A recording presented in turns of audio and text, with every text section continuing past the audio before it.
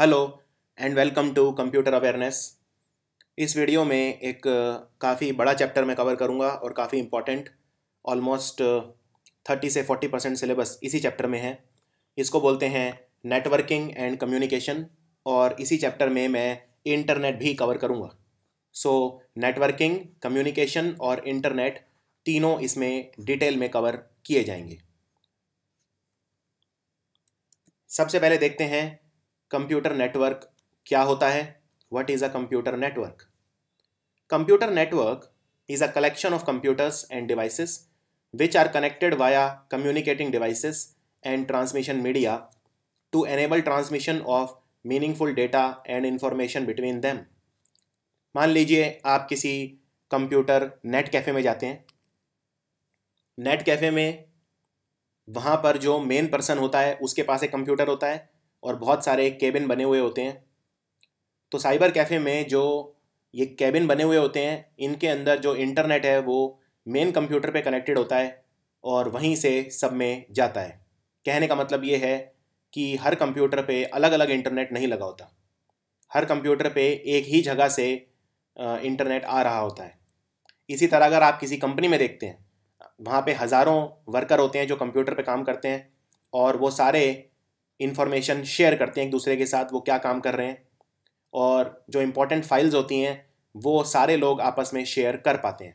यानी कि वो एक कंप्यूटर नेटवर्क पे काम कर रहे हैं। नेटवर्क होता है किसी भी चीज़ का नेटवर्क। जिस तरह लोगों का नेटवर्क होता है, आपस में नेटवर्किंग करते हैं, मतलब हम दूसरे लोगों से बना के रखते हैं, उसको बोलते हैं नेटवर्किंग करना। इसी तरह अगर बहुत सारे कंप्यूटर इकट्ठे हो जाएं और साथ में कुछ और डिवाइसेस भी उनमें लगा दिए जाएं तो वो एक नेटवर्क की तरह काम करते हैं। मान लीजिए आप एक ऑफिस में काम करते हैं और वहाँ पे 20 कंप्यूटर हैं और एक प्रिंटर है, पर आप 20 में से किसी भी कंप्यूटर पे अगर प्रिंट कमांड देंगे तो वो प्रिंटर प्रिंट करेगा। यानी आपको 20 अलग अलग प्रिंटर खरीदने की ज़रूरत नहीं है। 20 कंप्यूटर के लिए एक ही प्रिंटर 20 कंप्यूटर पे काम कर सकता है। क्यों? क्योंकि वो एक नेटवर्क बना देंगे आप, तो वो प्रिंटर भी काम करेगा। तो नेटवर्क का मतलब होता है जब आप बहुत सारे कंप्यूटर और डिवाइसेस को एक साथ इकट्ठा कर देते हैं, जिससे जो यूज़फुल सिग्नल हैं वो उनके बीच में आपस में ट्रांसफ़र किए जा सकें, उसे बोलते हैं नेटवर्क। अब देखते हैं कि जो डेटा ट्रांसमिशन होता है, डेटा ट्रांसमिशन मतलब जो यूज़फुल इंफॉर्मेशन है उसको डाटा बोलते हैं। डाटा मतलब इंफॉर्मेशन। तो जो डेटा है, वो जो यूज़फुल डेटा है वो एक कंप्यूटर से दूसरे कंप्यूटर में या एक डिवाइस से दूसरे डिवाइस में जो ट्रांसफ़र होता है उसको बोलते हैं ट्रांसमिशन। ट्रांसमिशन मतलब एक जगह से दूसरी जगह पे किसी चीज़ का जाना, उसको बोलते हैं ट्रांसमिशन। अब कितने तरह के ट्रांसमिशन होते हैं? तो 3 तरह के होते हैं। सबसे पहले सिंप्लेक्स मोड। सिंप्लेक्स मोड वो होता है जिसमें जो डाटा है वो एक ही डायरेक्शन में फ़्लो करता है। जैसे अगर आप कीबोर्ड देखते हैं, कीबोर्ड एक हार्डवेयर है जो कंप्यूटर के साथ आप कनेक्ट कर देते हैं बाहर से, और जो लैपटॉप होता है उसके अंदर कीबोर्ड बना हुआ आता है। तो मैं यहाँ लैपटॉप की बात नहीं कर रहा, यहाँ मैं एक नॉर्मल डेस्कटॉप कंप्यूटर की बात कर रहा हूँ। इसके अंदर जो कीबोर्ड है आपने कंप्यूटर से कनेक्ट किया हुआ है। अब आप कीबोर्ड पे अगर कोई भी कमांड देंगे तो कंप्यूटर में वो काम करेगी। जैसे आप अगर माइक्रोसॉफ्ट वर्ड खोलते हैं कंप्यूटर के अंदर और कीबोर्ड पे आप टाइपिंग स्टार्ट कर देते हैं तो कंप्यूटर उसे टाइप करेगा। तो यानी कि जो डेटा है वो कहाँ से कहाँ फ़्लो हो रहा है? कीबोर्ड से कंप्यूटर के अंदर फ़्लो हो रहा है, क्योंकि कीबोर्ड कमांड दे रहा है और कंप्यूटर काम कर रहा है। लेकिन कभी भी आप देखेंगे कंप्यूटर से कीबोर्ड में डेटा ट्रांसफ़र नहीं होता। आप कंप्यूटर में कोई भी ऐसी कमांड नहीं दे सकते जिससे कीबोर्ड पे असर करे। डेटा का जो ट्रांसफ़र है वो सिर्फ एक ही दिशा में होगा और वो है कीबोर्ड से कंप्यूटर। तो एक ही डायरेक्शन ऑफ डेटा रहेगी। इसे बोलते हैं सिंप्लेक्स मोड। सिंप्लेक्स मोड के अंदर जो डिवाइस है या कोई भी चीज़, उससे जो डेटा है वो एक ही डायरेक्शन के अंदर ट्रांसफ़र होता है। दूसरा है हाफ डुप्लेक्स मोड। अब सवाल ये है कि हाफ डुप्लेक्स मोड क्या होता है? हाफ डुप्लेक्स मोड होता है जिसमें डेटा दोनों डायरेक्शन में ट्रांसफ़र होता है, लेकिन एक बार में एक ही डायरेक्शन में ट्रांसफ़र होता है। कहने का मतलब, मान लो ये कंप्यूटर है ए और ये कंप्यूटर है बी। अगर डेटा ए से बी में भी जा सकता है और बी से ए में भी जा सकता है तो उसे बोलते हैं डुप्लेक्स। लेकिन इसे मैंने हाफ डुप्लेक्स क्यों कहा? आधा डुप्लेक्स क्यों कहा? आधा इसलिए कहा क्योंकि जब ए बी को डेटा भेजेगा उस समय बी ए को नहीं भेज सकता, तो जब ए रुकेगा उसके बाद ही बी ए को भेज सकता है। यानी एक बार में डेटा एक ही दिशा में जाएगा, लेकिन वैसे डेटा दोनों दिशा में जा सकता है, लेकिन एक बार में एक ही दिशा में जाएगा। जब ए बी को भेज रहा है उसी वक्त उसी सेकंड बी ए को नहीं भेज सकता, इसलिए इसको बोलते हैं हाफ डुप्लेक्स। इसका एक अच्छा एग्जांपल देता हूं आपको। इसका एक एग्जांपल है वॉकी टॉकी। अगर आपने वॉकी टॉकी यूज़ किया है, वॉकी टॉकी होता है एक फ़ोन जैसा उपकरण होता है जिसमें आप कुछ सीमित दूरी पर एक दूसरे से बात कर सकते हो। तो वॉकी टॉकी में आप अपने दोस्त से बात कर सकते हो, लेकिन जिस वक्त आप बोलोगे उस वक्त वो नहीं बोल पाएगा, वो सिर्फ सुन पाएगा। वॉकी टॉकी के अंदर एक टॉक का बटन होता है, जब आप वो टॉक का बटन दबाओगे तब आप बोल सकते हो तो दूसरा सुनेगा, और फिर दूसरा जब आप रुक जाओगे तब वो टॉक का बटन दबाएगा और वो बोलेगा और आप सुनोगे। लेकिन एक बार में आप दोनों एक साथ नहीं बोल सकते। आप दोनों एक साथ बोल के दूसरे तक अपनी बात नहीं पहुंचा सकते। आप बोल तो सकते हो लेकिन डेटा दूसरी तरफ नहीं जाएगा। यानी कि जो डेटा का जो ट्रांसमिशन है एक बार में एक ही तरफ होगा, लेकिन वॉकी टॉकी से डेटा दोनों तरफ में जा सकता है, लेकिन एक बार में एक ही तरफ जाएगा। ये एग्जाम्पल है हाफ डुप्लेक्स मोड का। अगला है full duplex mode. Full duplex mode में ए से बी और बी से ए, यानी दो डिवाइसेस आपस में ट्रांसफ़र कर सकते हैं डेटा, जो कि मतलब होता है डुप्लेक्स का।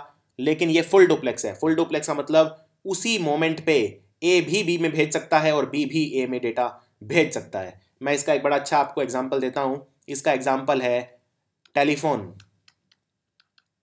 टेलीफोन पे जब आप किसी से बात करते हैं तो उसी सेम टाइम पे आप भी उससे बोल सकते हैं और उस तक अपनी बात पहुंचा सकते हैं, और वो भी बोल के अपनी बात पहुंचा सकता है। और ये आपने देखा भी होगा, कई बार आप कुछ कहने की जल्दी में होते हैं और दूसरे वाला भी, तो आप दोनों एक दूसरे को एक साथ बोलते रहते हैं और सुनते रहते, आप बोलते भी रहते हैं एक दूसरे को और दूसरे की सुनते भी रहते हैं। तो डेटा उसी वक्त उसी क्षण दोनों दिशाओं में ट्रांसफ़र किया जा सकता है। इसे कहते हैं फुल डुप्लेक्स मोड। यहाँ पे ये दो कंप्यूटर हैं, एक ए और एक बी, और ए और बी दोनों डेटा एक दूसरे में भेज सकते हैं, लेकिन साइमल्टेनियसली, यानी एक साथ एक ही क्षण पर भेज सकते हैं। इसलिए इसे कहते हैं फुल डुप्लेक्स मोड। अब अगला चीज़ ये है समझने वाली, नेटवर्क टोपोलॉजी क्या होती है। नेटवर्क टोपोलॉजी, देखिए नेटवर्क टोपोलॉजी होता है किस तरह से जो नेटवर्क के कई सारे जो नोड हैं वो एक दूसरे से कनेक्ट किए जा रहे हैं, इसको बोलते हैं नेटवर्क टोपोलॉजी। बहुत इंपॉर्टेंट चीज़ है। आप जैसे मान लो आपने अपनी एक कंपनी खोली और आपके 4 वर्कर हैं। अब चारों वर्कर को आपने एक कंप्यूटर दे दिया और चारों वर्कर को जो इन्फॉर्मेशन चाहिए वो आपसे चाहिए होती है। यानी आपने ऐसा सिस्टम किया कि आप अगर कुछ इन्फॉर्मेशन अपनी फाइल शेयर करना चाहें तो चारों वर्कर उसे एक्सेस कर सकते हैं, चारों वर्कर के पास आप उसे भेज सकते हैं। तो यानी कि आपने एक नेटवर्क टोपोलॉजी क्रिएट की। यानी नेटवर्क को बनाने के कई तरीके होते हैं। नेटवर्क क्या होता है? बहुत सारे कंप्यूटर जब एक साथ होते हैं उसे नेटवर्क बोलते हैं, लेकिन वो बहुत सारे कंप्यूटर को रखने का, कनेक्ट करने का भी एक तरीका होता है, उसे बोलते हैं नेटवर्क टोपोलॉजी। तो ये काफ़ी इंपॉर्टेंट टॉपिक है नेटवर्क टोपोलॉजी। इसको ध्यान से सुनिए, ध्यान से समझिए, और फिर आपको इसमें डाउट नहीं होगा। ये थोड़ा सा मुश्किल चैप्टर है, जो मेरे स्टूडेंट्स इंजीनियर हैं उनके लिए थोड़ा सा आसान रहेगा, खासकर आईटी इंजीनियर या कंप्यूटर इंजीनियर, क्योंकि उनके लिए ये बहुत बेसिक्स हैं। लेकिन वो छात्र जो इंजीनियर नहीं है या जो कंप्यूटर के किसी भी क्षेत्र से नहीं आते, उनके लिए समझना थोड़ा सा कठिन रहेगा। लेकिन मैं कोशिश करूँगा कि सरल भाषा में आप तक ये लेकर आऊँ। ये अगर आपने टॉपिक समझ लिया तो आपका समझ लीजिए 50% कंप्यूटर का सिलेबस हो गया। तो मुख्य तौर पर होती हैं 4 तरह की नेटवर्क टोपोलॉजी। एक होती है बस, एक होती है रिंग, एक होती है स्टार और एक होती है मैश। मैं रिपीट कर देता हूँ, बस होती है, रिंग होती है, स्टार होती है और मैश होती है। तो ये है नेटवर्क टोपोलॉजी। तो टोपोलॉजी की डेफिनेशन मैंने आपको बताई थी, एक और सरल डेफिनेशन मैं आपको बताना चाहता हूँ। और टोपोलॉजी का मतलब है layout of connected devices on a network. यानी एक नेटवर्क के ऊपर कितने डिवाइसेस या कितने कंप्यूटर आपने कनेक्ट किए हैं, वो किस तरह से कनेक्ट किए हैं, उनका डिज़ाइन क्या है, इसको कहते हैं टोपोलॉजी। तो ये है टोपोलॉजी। एक मैश, स्टार, बस, रिंग, ये तो मैं बता चुका हूँ। दो और होती हैं, हालांकि उतनी इंपॉर्टेंट नहीं है, लेकिन आपको पता होनी चाहिए, ट्री और हाइब्रिड टोपोलॉजी। तो एक एक करके सब पे नज़र डालेंगे, सबके देखेंगे क्या एडवांटेजेस हैं, क्या डिसएडवांटेजेस हैं। तो ये हैं, सबसे पहली है बस टोपोलॉजी। ये इसमें आप देख सकते हैं, ये सारे जो डिवाइसेस हैं ये मैंने कनेक्ट कर रखे हैं और बीच में एक ये तार जा रही है, इससे कनेक्ट कर रखे हैं। अब मान लो ये जो तार है अगर ये ख़राब हो जाए तो ये पांचों के पांचों कंप्यूटर काम नहीं करेंगे। तो ये पांचों के पांचों जो ये टोपोलॉजी है, ये है बस टोपोलॉजी। और ये है रिंग टोपोलॉजी। रिंग में एक गोल नुमा आकृति है, एक सर्कल, उसमें मैंने ये सारे डिवाइसेस कनेक्ट कर रखे हैं। ये पहला कंप्यूटर, ये दूसरा, ये तीसरा, चौथा, पांचवा, छठा, ये सारे कंप्यूटर मैंने इस तरह से कनेक्ट करे हुए हैं आपस में। तीसरी है स्टार टोपोलॉजी। इसमें बीच में है एक कंप्यूटर या जिसे हब कहते हैं, और इसके चारों तरफ मैंने ये डिवाइसेस इस तरह से कनेक्ट किए हुए हैं। उसके बाद ये कुछ और तरह की, ये उतनी इंपॉर्टेंट नहीं है। एक्सटेंडेड स्टार और हायरार्किकल ये इंपॉर्टेंट नहीं है। और मैश काफ़ी इंपॉर्टेंट है। मैश के अंदर ये कंप्यूटर सारे एक दूसरे से कनेक्ट किए हुए हैं। तो रिंग में और मैश में ये फ़र्क है। रिंग में सिर्फ एक कंप्यूटर अपने अगले वाले दो से कनेक्टेड है, अपने बाजू वाले जो नेबर हैं उनसे कनेक्टेड है। जैसे अगर ये है 1, ये है 2 और ये है 3, तो 1, 2 और 3 से कनेक्टेड है, लेकिन 1 ये 5 से कनेक्टेड नहीं है, 4 से कनेक्टेड नहीं है। तो देखते हैं एक एक करके इनको डिटेल में। सबसे पहले शुरू करते हैं मैश टोपोलॉजी। मैश टोपोलॉजी के अंदर हर एक कंप्यूटर बाकी जितने भी कंप्यूटर हैं सबसे कनेक्टेड होता है। अब मान लीजिए ये आपका कंप्यूटर है और इससे आपको इन्फॉर्मेशन भेजनी है। ये कंप्यूटर है मान लीजिए किसी पर्सन का, इसका नाम है रिंचू। तो ये वाला कंप्यूटर आपको रिंचू के कंप्यूटर से आपको इसमें इन्फॉर्मेशन भेजनी है। आपका नाम है मान लीजिए गौरव और ये वाला कंप्यूटर है राज का। अब गौरव और राज का जो कंप्यूटर है वो आपस में ये कनेक्टेड है।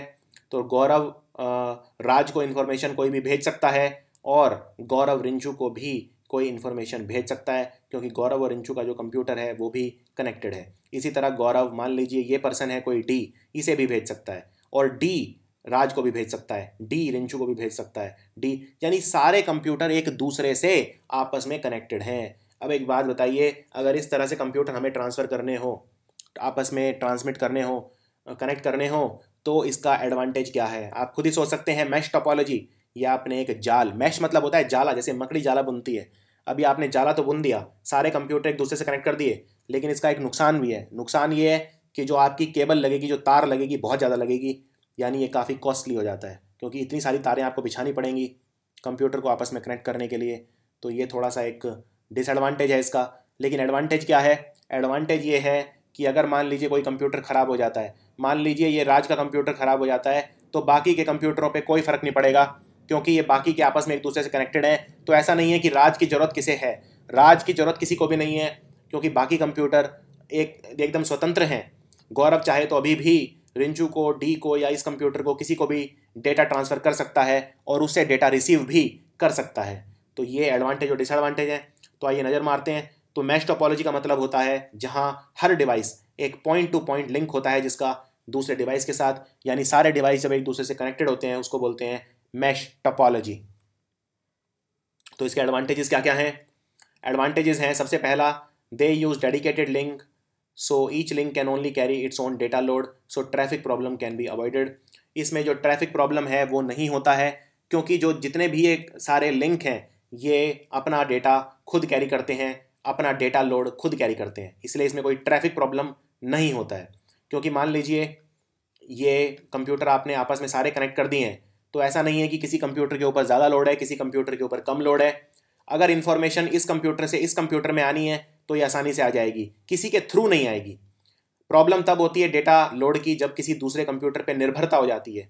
जैसे रिंग टोपोलॉजी होती है, उसमें क्या होता है, मान लीजिए ये 4 कंप्यूटर हैं। अब इस वाले कंप्यूटर से, ये ए मान लेता हूँ, ये बी, ये सी, ये डी। अब ए वाले को अगर सी में डेटा भेजना है तो डायरेक्टली नहीं भेज सकता, क्योंकि मैश में क्या है, मैश में तो ए और सी डायरेक्टली कनेक्टेड हैं आपस में, लेकिन रिंग में आपस में कनेक्टेड नहीं होते। तो ए अगर सी को डेटा भेजेगा तो या तो बी के थ्रू भेजेगा या डी के थ्रू भेजेगा। तो डी के पास ऑलरेडी लोड है अपना खुद का, लेकिन अब ए का लोड भी ज़्यादा आ गया है, तो इसलिए इसमें डेटा लोड हो जाता है, ट्रैफिक प्रॉब्लम हो जाती है। लेकिन मैश वाले में कोई ट्रैफिक प्रॉब्लम नहीं होती। दूसरा सबसे बड़ा फ़ायदा इसमें यह है, अगर कोई एक लिंक डैमेज हो जाए तो बाकी अफेक्ट नहीं होंगे, ये मैं आपको बता चुका हूँ। तो ऐसा नहीं है कि एक लिंक डैमेज होने से सारे कोई अफेक्ट हो जाएगा, कोई भी अफेक्ट नहीं होगा, क्योंकि सबके अपने अपने लिंक हैं, सब एक दूसरे से कनेक्टेड है। दूसरा, इसमें प्राइवेसी और सिक्योरिटी रहती है। यस, ये बहुत इंपॉर्टेंट है, इसमें प्राइवेसी बहुत ज़्यादा है। क्यों? अगर ये देखिए, अब इसमें अगर ए ने सी से कोई बात करनी है तो ए डेटा सीधा सी को भेज सकता है, उसे बी और डी की जरूरत नहीं है, तो इसमें प्राइवेसी अफेक्ट नहीं हो रही। वरना जो रिंग टोपोलॉजी है उसमें क्या होता है, रिंग वाले में अगर ए को सी को भेजना है तो या तो बी के साथ या डी के साथ शेयर करना पड़ेगा, क्योंकि इन्हीं के थ्रू डेटा आगे जाएगा। इसलिए जो रिंग टोपोलॉजी है उसमें प्राइवेसी नहीं रहती। लेकिन जो मैश टोपोलॉजी है, क्योंकि इसमें हर दो कंप्यूटर आपस में डायरेक्टली कनेक्टेड हैं, तो प्राइवेसी मेंटेन्ड है। तो ये एक एग्जांपल है। दूसरा, fault identification and fault isolation are easy. अगर मान लीजिए मैश टोपोलॉजी के अंदर कोई फॉल्ट आ जाता है तो उसे पहचान करना उसकी काफ़ी आसान है और उसे रिपेयर करना भी काफ़ी आसान है। इसके कुछ नुकसान भी हैं। नुकसान ये है कि जो आपको केबलिंग करनी पड़ती है, यानी जो केबल तारें बिछानी पड़ती हैं, वो बहुत ज़्यादा हैं, इसलिए जो इसमें खर्चा आता है वो बहुत ज़्यादा आता है। जो इसमें बल्क ऑफ वायरिंग है वो बहुत ज़्यादा है, ये एक बहुत बड़ा डिसएडवांटेजेस है। दूसरा, जो इसमें अब तारें इतनी ज़्यादा हैं तो जो नंबर ऑफ़ पोर्ट चाहिए वो भी बहुत ज़्यादा है। क्योंकि मान लो ये है, अब ये कंप्यूटर है ए, ये है बी, ये है सी, ये है डी, ये है ई। अब पोर्ट क्या होता है? पोर्ट वो होता है जिसके अंदर तारें घुसाई जाती हैं। अब ए के पास कितने कंप्यूटर हैं? बी, सी, डी, ई, और सबसे जुड़ा हुआ है ए, क्योंकि ये मैश टोपोलॉजी है। तो ए के पास इन सबके पोर्ट होने चाहिए।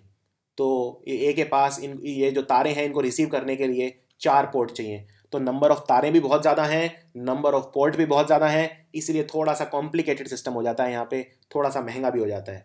तो क्योंकि हार्डवेयर रिक्वायरमेंट बहुत ज़्यादा है, ये जो तारें हैं, पोर्ट हैं, इन्हें क्या बोलते हैं? हार्डवेयर। तो जो हार्डवेयर की रिक्वायरमेंट है वो बहुत ज़्यादा है, इसलिए थोड़ा सा महंगा हो जाता है। तो मैश टोपोलॉजी कहाँ का यूज़ होती है? मैश टोपोलॉजी यूज़ होती है टेलीफोन के अंदर, टेलीफोन रीजनल ऑफिस के अंदर, या फिर वैन के अंदर। WAN, van. वैन होता है wide area network. Wide area network का मतलब होता है पूरे बहुत बड़े एरिया के अंदर। जब आप कोई नेटवर्क छोटे एरिया में करते हो उसे बोलते हैं LAN, LAN, यानी लोकल एरिया नेटवर्क, एक लोकल एरिया के अंदर। लेकिन अगर आप बड़े एरिया के अंदर करते हो तो उसको बोलते हैं वैन, यानी कि वाइड एरिया नेटवर्क। आइए दूसरे तरह की टोपोलॉजी देखते हैं। दूसरे तरह की जो टोपोलॉजी है इसका नाम है स्टार टोपोलॉजी। स्टार टोपोलॉजी के अंदर क्या होता है, आप देख सकते हैं यहाँ पे, ये मेरे जो कंप्यूटर हैं ये आपस में कनेक्टेड नहीं है, ये सारे के सारे बीच में एक हब है उससे कनेक्टेड है।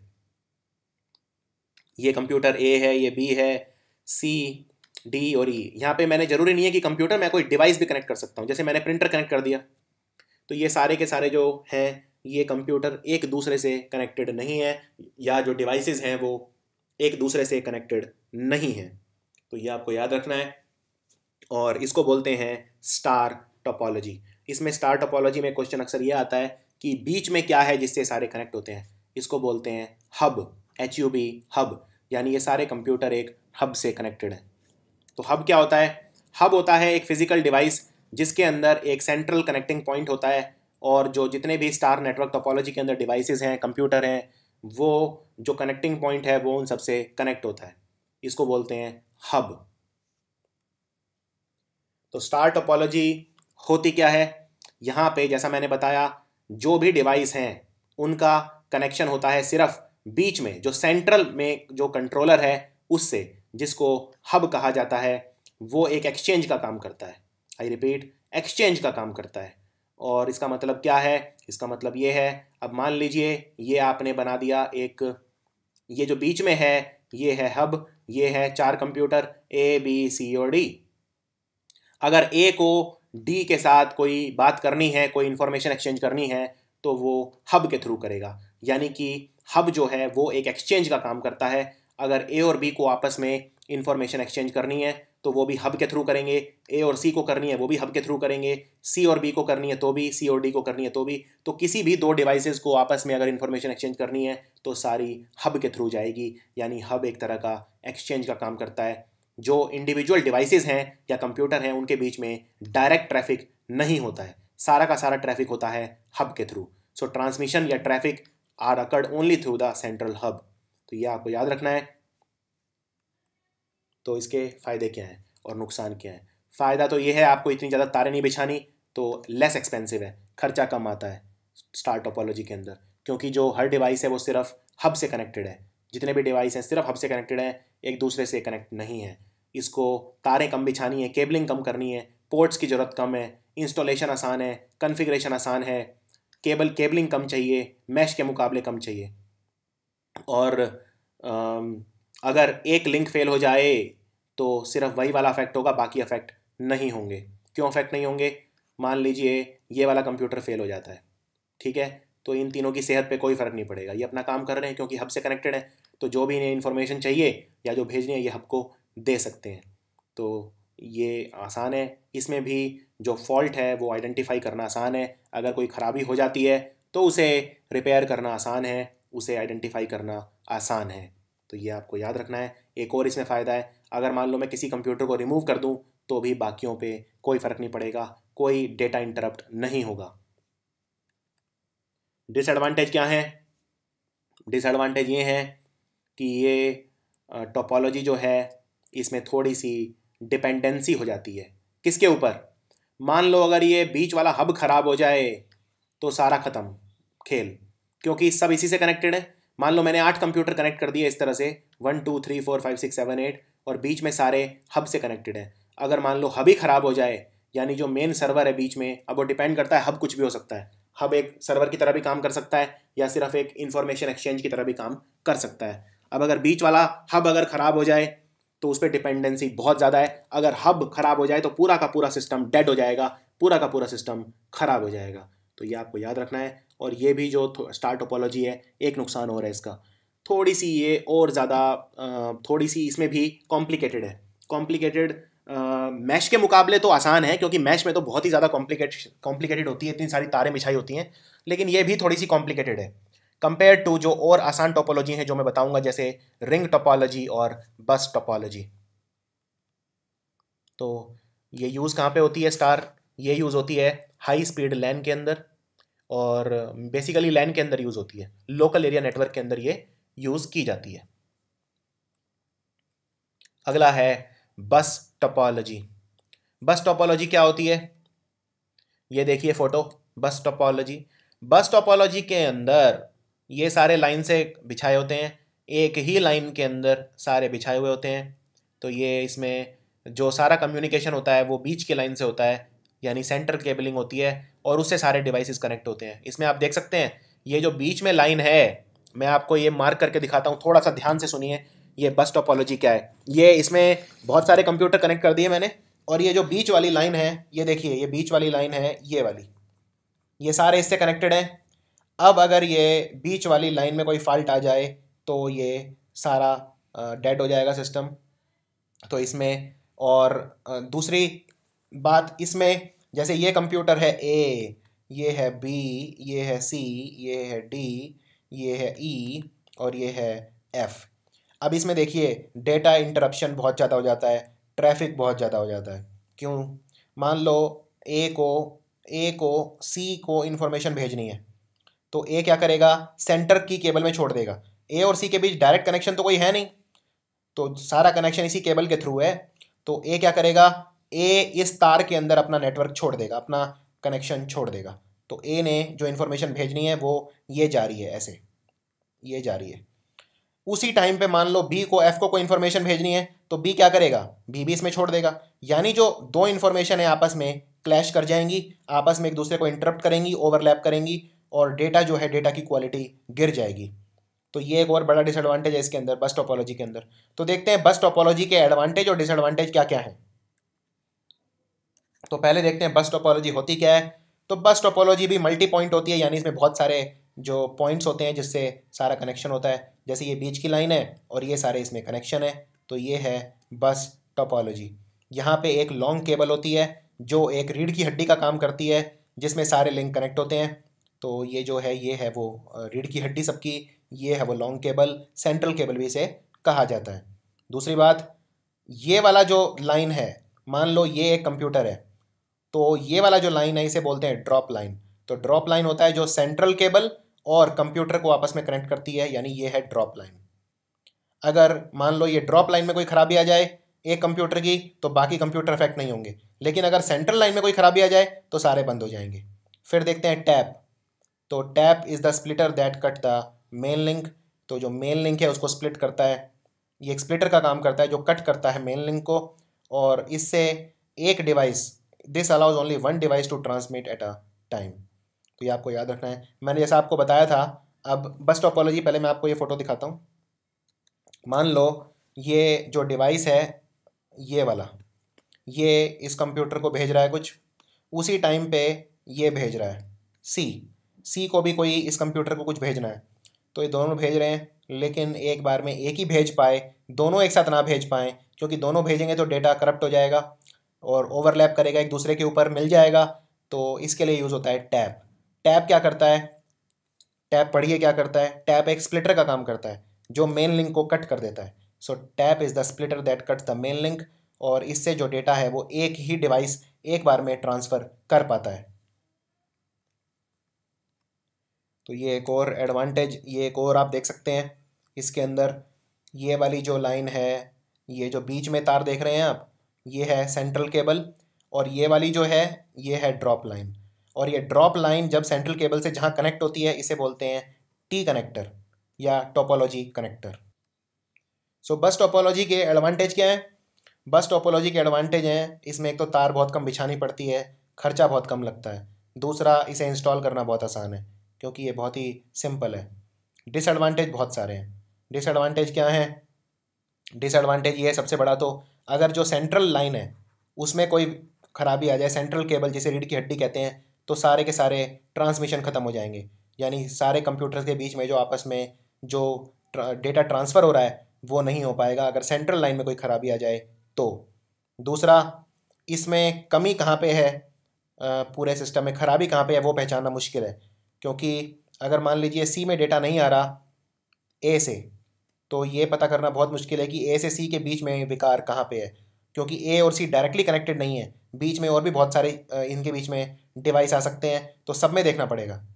और दूसरा, जो इसमें जो क्वालिटी है सिग्नल की वो काफ़ी कम हो जाती है, क्योंकि जो सिग्नल है वो आपस में इंटरफेयर करता है एक दूसरे के साथ। 2 या 3 डिवाइस हैं वो आपस में एक दूसरे के सिग्नल के साथ, डेटा ट्रांसफ़र के साथ इंटरफेयर कर सकते हैं। तो मेनली हम इसे यूज़ करते हैं बस टोपोलॉजी को कंप्यूटर मदरबोर्ड के अंदर।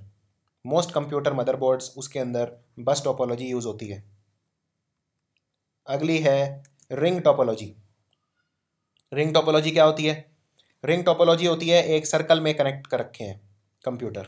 मैं आपको दिखा देता हूँ डायग्राम, आपको आसान लगेगा।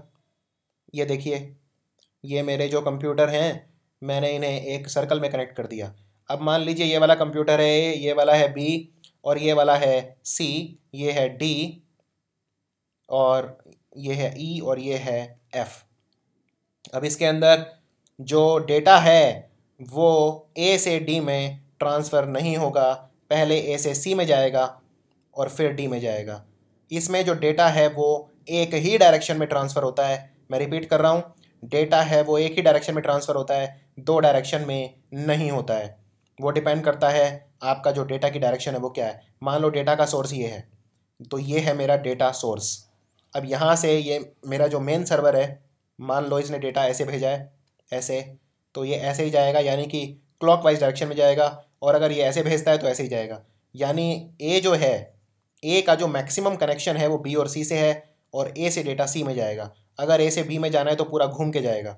और दूसरा, ए से अगर डी में कोई डेटा जाएगा तो कोई प्राइवेसी नहीं है। क्यों?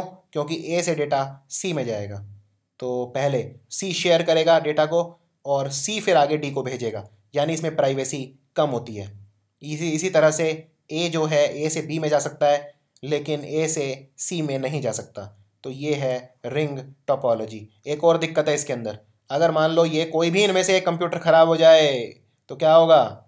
मान लो ये ख़राब हो जाए तो ये आपकी, ये टूट गया साइकिल, यानी सारा सिस्टम डेड हो गया। क्यों? क्योंकि यहाँ पे बीच में कनेक्शन टूट गया। तो रिंग टोपोलॉजी के ये डिसएडवांटेज है।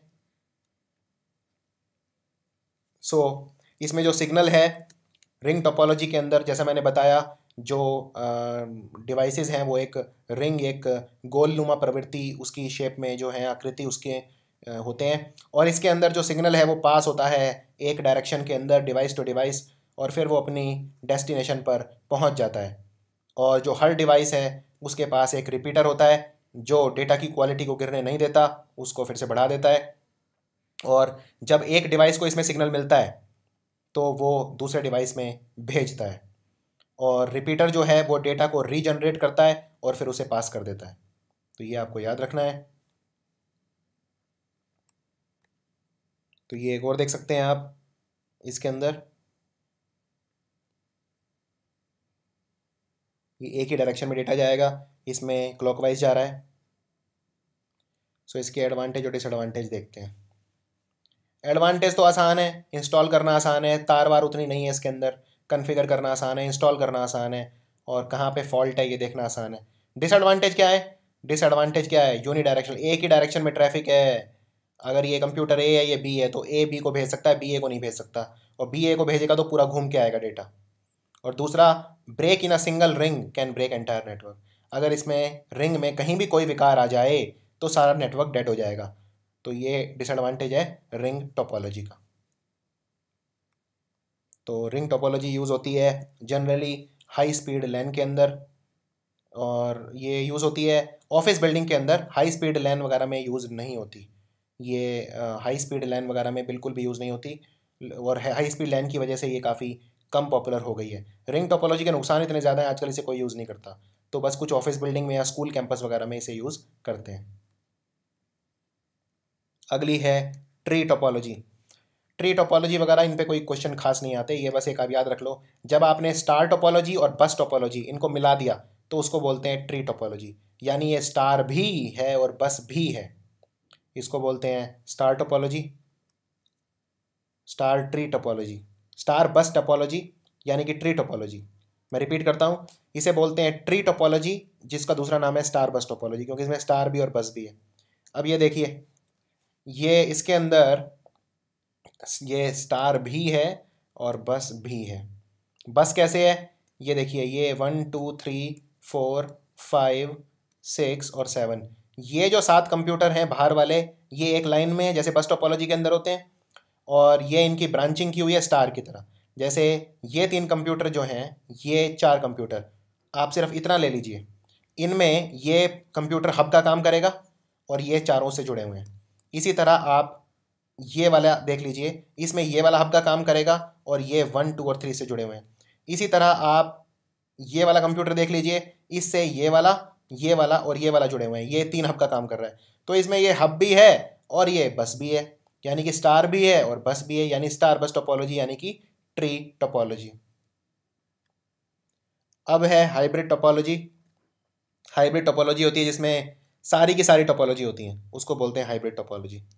तो ये इतना आपके लिए इंपॉर्टेंट नहीं है, लेकिन आप देख सकते हैं इसमें ये बीच में ये बस है, फिर ये स्टार है, यहाँ पे ये हब हो गया, ये स्टार है, यहाँ पे ये अलग अलग तरह की टोपोलॉजी हैं। तो बस ये रिंग हो गई, इसमें रिंग टोपोलॉजी, ये वाली रिंग टोपोलॉजी है, और ये इसमें सेंटर केबल है तो ये बस टोपोलॉजी भी है, ये बैकबोन है, रीढ़ की हड्डी जिसे कहते हैं, और इसमें अलग अलग तरह की टोपोलॉजी दी हुई है, सारी मिला रखी हैं, तो ये है हाइब्रिड टोपोलॉजी। अब टोपोलॉजी कौन सी चूज़ करनी चाहिए? आप मान लो एक कंपनी खोल रहे हो, अब उसमें अपने नेटवर्क वाले को आप कहोगे कि भाई मेरे कंप्यूटर आपस में जोड़ दे। किस तरह से जोड़े? वो आपसे पूछेगा कैसे जोड़ूं, बस में जोड़ूं, रिंग में जोड़ूं, स्टार में जोड़ूं कि मैश में जोड़ूं। तो ये डिपेंड करता है कई चीज़ों के ऊपर। पहला है मनी, तो जो बस वाली है वो सबसे सस्ती है, तो अगर पैसे की दिक्कत है आपके पास तो बस टोपोलॉजी करवा लो, इसमें सबसे कम तार यूज़ होती है, सबसे आसान है। दूसरा है लेंथ, लेंथ ऑफ केबल। तो जो बस टोपोलॉजी है उसमें सबसे कम लेंथ ऑफ केबल लगती है, अगर आपके पास लेंथ ऑफ केबल कम है तो आप बस टोपोलॉजी करवा सकते हो। फ्यूचर ग्रोथ, फ्यूचर ग्रोथ को अगर देखना है तो स्टार टोपोलॉजी करवा लो। स्टार टोपोलॉजी के अंदर कोई भी नया डिवाइस आसानी से कनेक्ट हो जाता है, क्योंकि ये हब होता है, हब में कोई भी आप नया कंप्यूटर जोड़ सकते हैं बड़ी आसानी से, कोई दिक्कत नहीं है। तो फ्यूचर ग्रोथ को अगर देखना है तो स्टार टोपोलॉजी करवा सकते हैं। केबल टाइप को अगर देखना है, जैसे सबसे जो कॉमन केबल यूज़ होती है वो होती है ट्विस्टेड पेयर। ये मैं आपको बाद में बताऊंगा ट्विस्टेड पेयर क्या होती है। जो तार होती हैं वो भी कई तरह की होती हैं, जैसे ट्विस्टेड पेयर होती है, कोएक्सियल होती है। तो ये जो है स्टार टोपोलॉजी के साथ यूज़ होती है। मतलब अगर आपको मेहनत नहीं करनी, आसानी से जो तार अवेलेबल है वो ट्विस्टेड पेयर तार होती है। तो ट्विस्टेड पेयर वाली जो तार है वो आप यूज़ कर सकते हो स्टार टोपोलॉजी के अंदर। इसी तरह से जो फुल मैश टोपोलॉजी होती है, मैश मतलब जिसमें सारे कंप्यूटर एक दूसरे से कनेक्ट होते हैं, उसमें सबसे ज़्यादा प्राइवेसी होती है, सबसे ज़्यादा सिक्योरिटी होती है और स्पीड भी सबसे ज़्यादा होती है। तो अगर आपको मान लो काम अच्छा चाहिए तो आपको मैश टोपोलॉजी सबसे अच्छी रहेगी। लेकिन दिक्कत यह है मैश टोपोलॉजी के अंदर तारें इतनी बिछानी पड़ती हैं, केबल महंगी बहुत है, तो पैसों की दिक्कत नहीं होनी चाहिए। अगर आपको सिर्फ ये चाहिए कि मुझे क्वालिटी काम चाहिए तो मैश टोपोलॉजी से अच्छा कुछ भी नहीं है। और फिर ट्री टोपोलॉजी वगैरह भी आप प्रेफर कर सकते हो। अब बात करते हैं कंप्यूटर के जो नेटवर्क होते हैं वो कितने तरह के होते हैं जोग्राफिकल बेसिस के ऊपर। जोग्राफिकल बेसिस मतलब कौन कितना एरिया कवर कर रहा है। 3 तरह के होते हैं, लैन, मैन और वैन। तो ये छोटे से बड़ा होता जाता है। लैन सबसे छोटे एरिया में होता है, जैसे कुछ घरों के अंदर होगा लैन। मैन उससे बड़े एरिया में होता है, जैसे एक शहर के अंदर होगा, एक डिस्ट्रिक्ट के अंदर होगा। और वैन होता है बहुत बड़े एरिया में, जैसे पूरे देश के अंदर। तो देखते हैं लैन, वैन और मैन वैन में क्या फ़र्क है। सबसे पहले देखते हैं लैन क्या होता है। लैन होता है local area network. Local area जैसा मैंने बताया एक बहुत ही सीमित एरिया के अंदर, जैसे एक घर हो सकता है, एक क्लासरूम हो सकता है, एक बिल्डिंग हो सकता है, उसके अंदर जो नेटवर्क होगा जो कंप्यूटर्स को कनेक्ट करेगा उसे बोलते हैं लैन। दूसरा है मैन। मैन मतलब मेट्रोपॉलिटन एरिया नेटवर्क। तो ये एक नेटवर्क है जो कंप्यूटर्स को कनेक्ट करता है कई सारे लैन के ऊपर, यानी एक बड़े एरिया के अंदर। जैसे एक शहर है, एक टाउन है, तो ये लार्जर एरिया कवर करता है लैन से, लेकिन छोटा एरिया कवर करता है वैन से।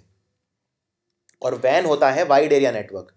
तो वैन होता है एक नेटवर्क जो एक काफ़ी बड़ा एरिया कवर करता है, जैसे एक बहुत बड़ा कंट्री या बहुत बड़ा कॉन्टिनेंट, बहुत बड़ा द्वीप। जैसे इंटरनेट, इंटरनेट एक तरह का वैन है। अब देखते हैं नेटवर्क आर्किटेक्चर क्या होता है। नेटवर्क आर्किटेक्चर, नेटवर्क आर्किटेक्चर का मतलब होता है आपने जो कंप्यूटर का नेटवर्क है वो किस तरह से डिज़ाइन किया है। इसको नेटवर्क मॉडल भी बोला जाता है या नेटवर्क आर्किटेक्चर भी बोला जाता है। यानी आपने कंप्यूटर का जो आर्किटेक्चर है, कंप्यूटर का जो नेटवर्क है वो किस तरह से डिज़ाइन किया है, उसको बोलते हैं नेटवर्क मॉडल या नेटवर्क आर्किटेक्चर। 2 तरह का ये होता है, एक होता है क्लाइंट सर्वर और दूसरा होता है peer to peer. I repeat, एक होता है क्लाइंट सर्वर मॉडल और एक होता है पीयर टू पीयर मॉडल। तो ये देख सकते हैं, आपको बड़ा आसान है ये समझना। ये है क्लाइंट सर्वर। क्लाइंट सर्वर क्या है, उसमें एक ये सर्वर होता है और सर्वर से ही कंप्यूटर सारी इंफॉर्मेशन लेता है और सर्वर को ही सारी इंफॉर्मेशन देता है। तो ये कंप्यूटर आपस में कनेक्टेड नहीं है, ये एक सर्वर से कनेक्टेड है कंप्यूटर। इसको बोलते हैं क्लाइंट सर्वर मॉडल। और सर्वर से इंफॉर्मेशन जाती है क्लाइंट पे और क्लाइंट से जाती है सर्वर पे।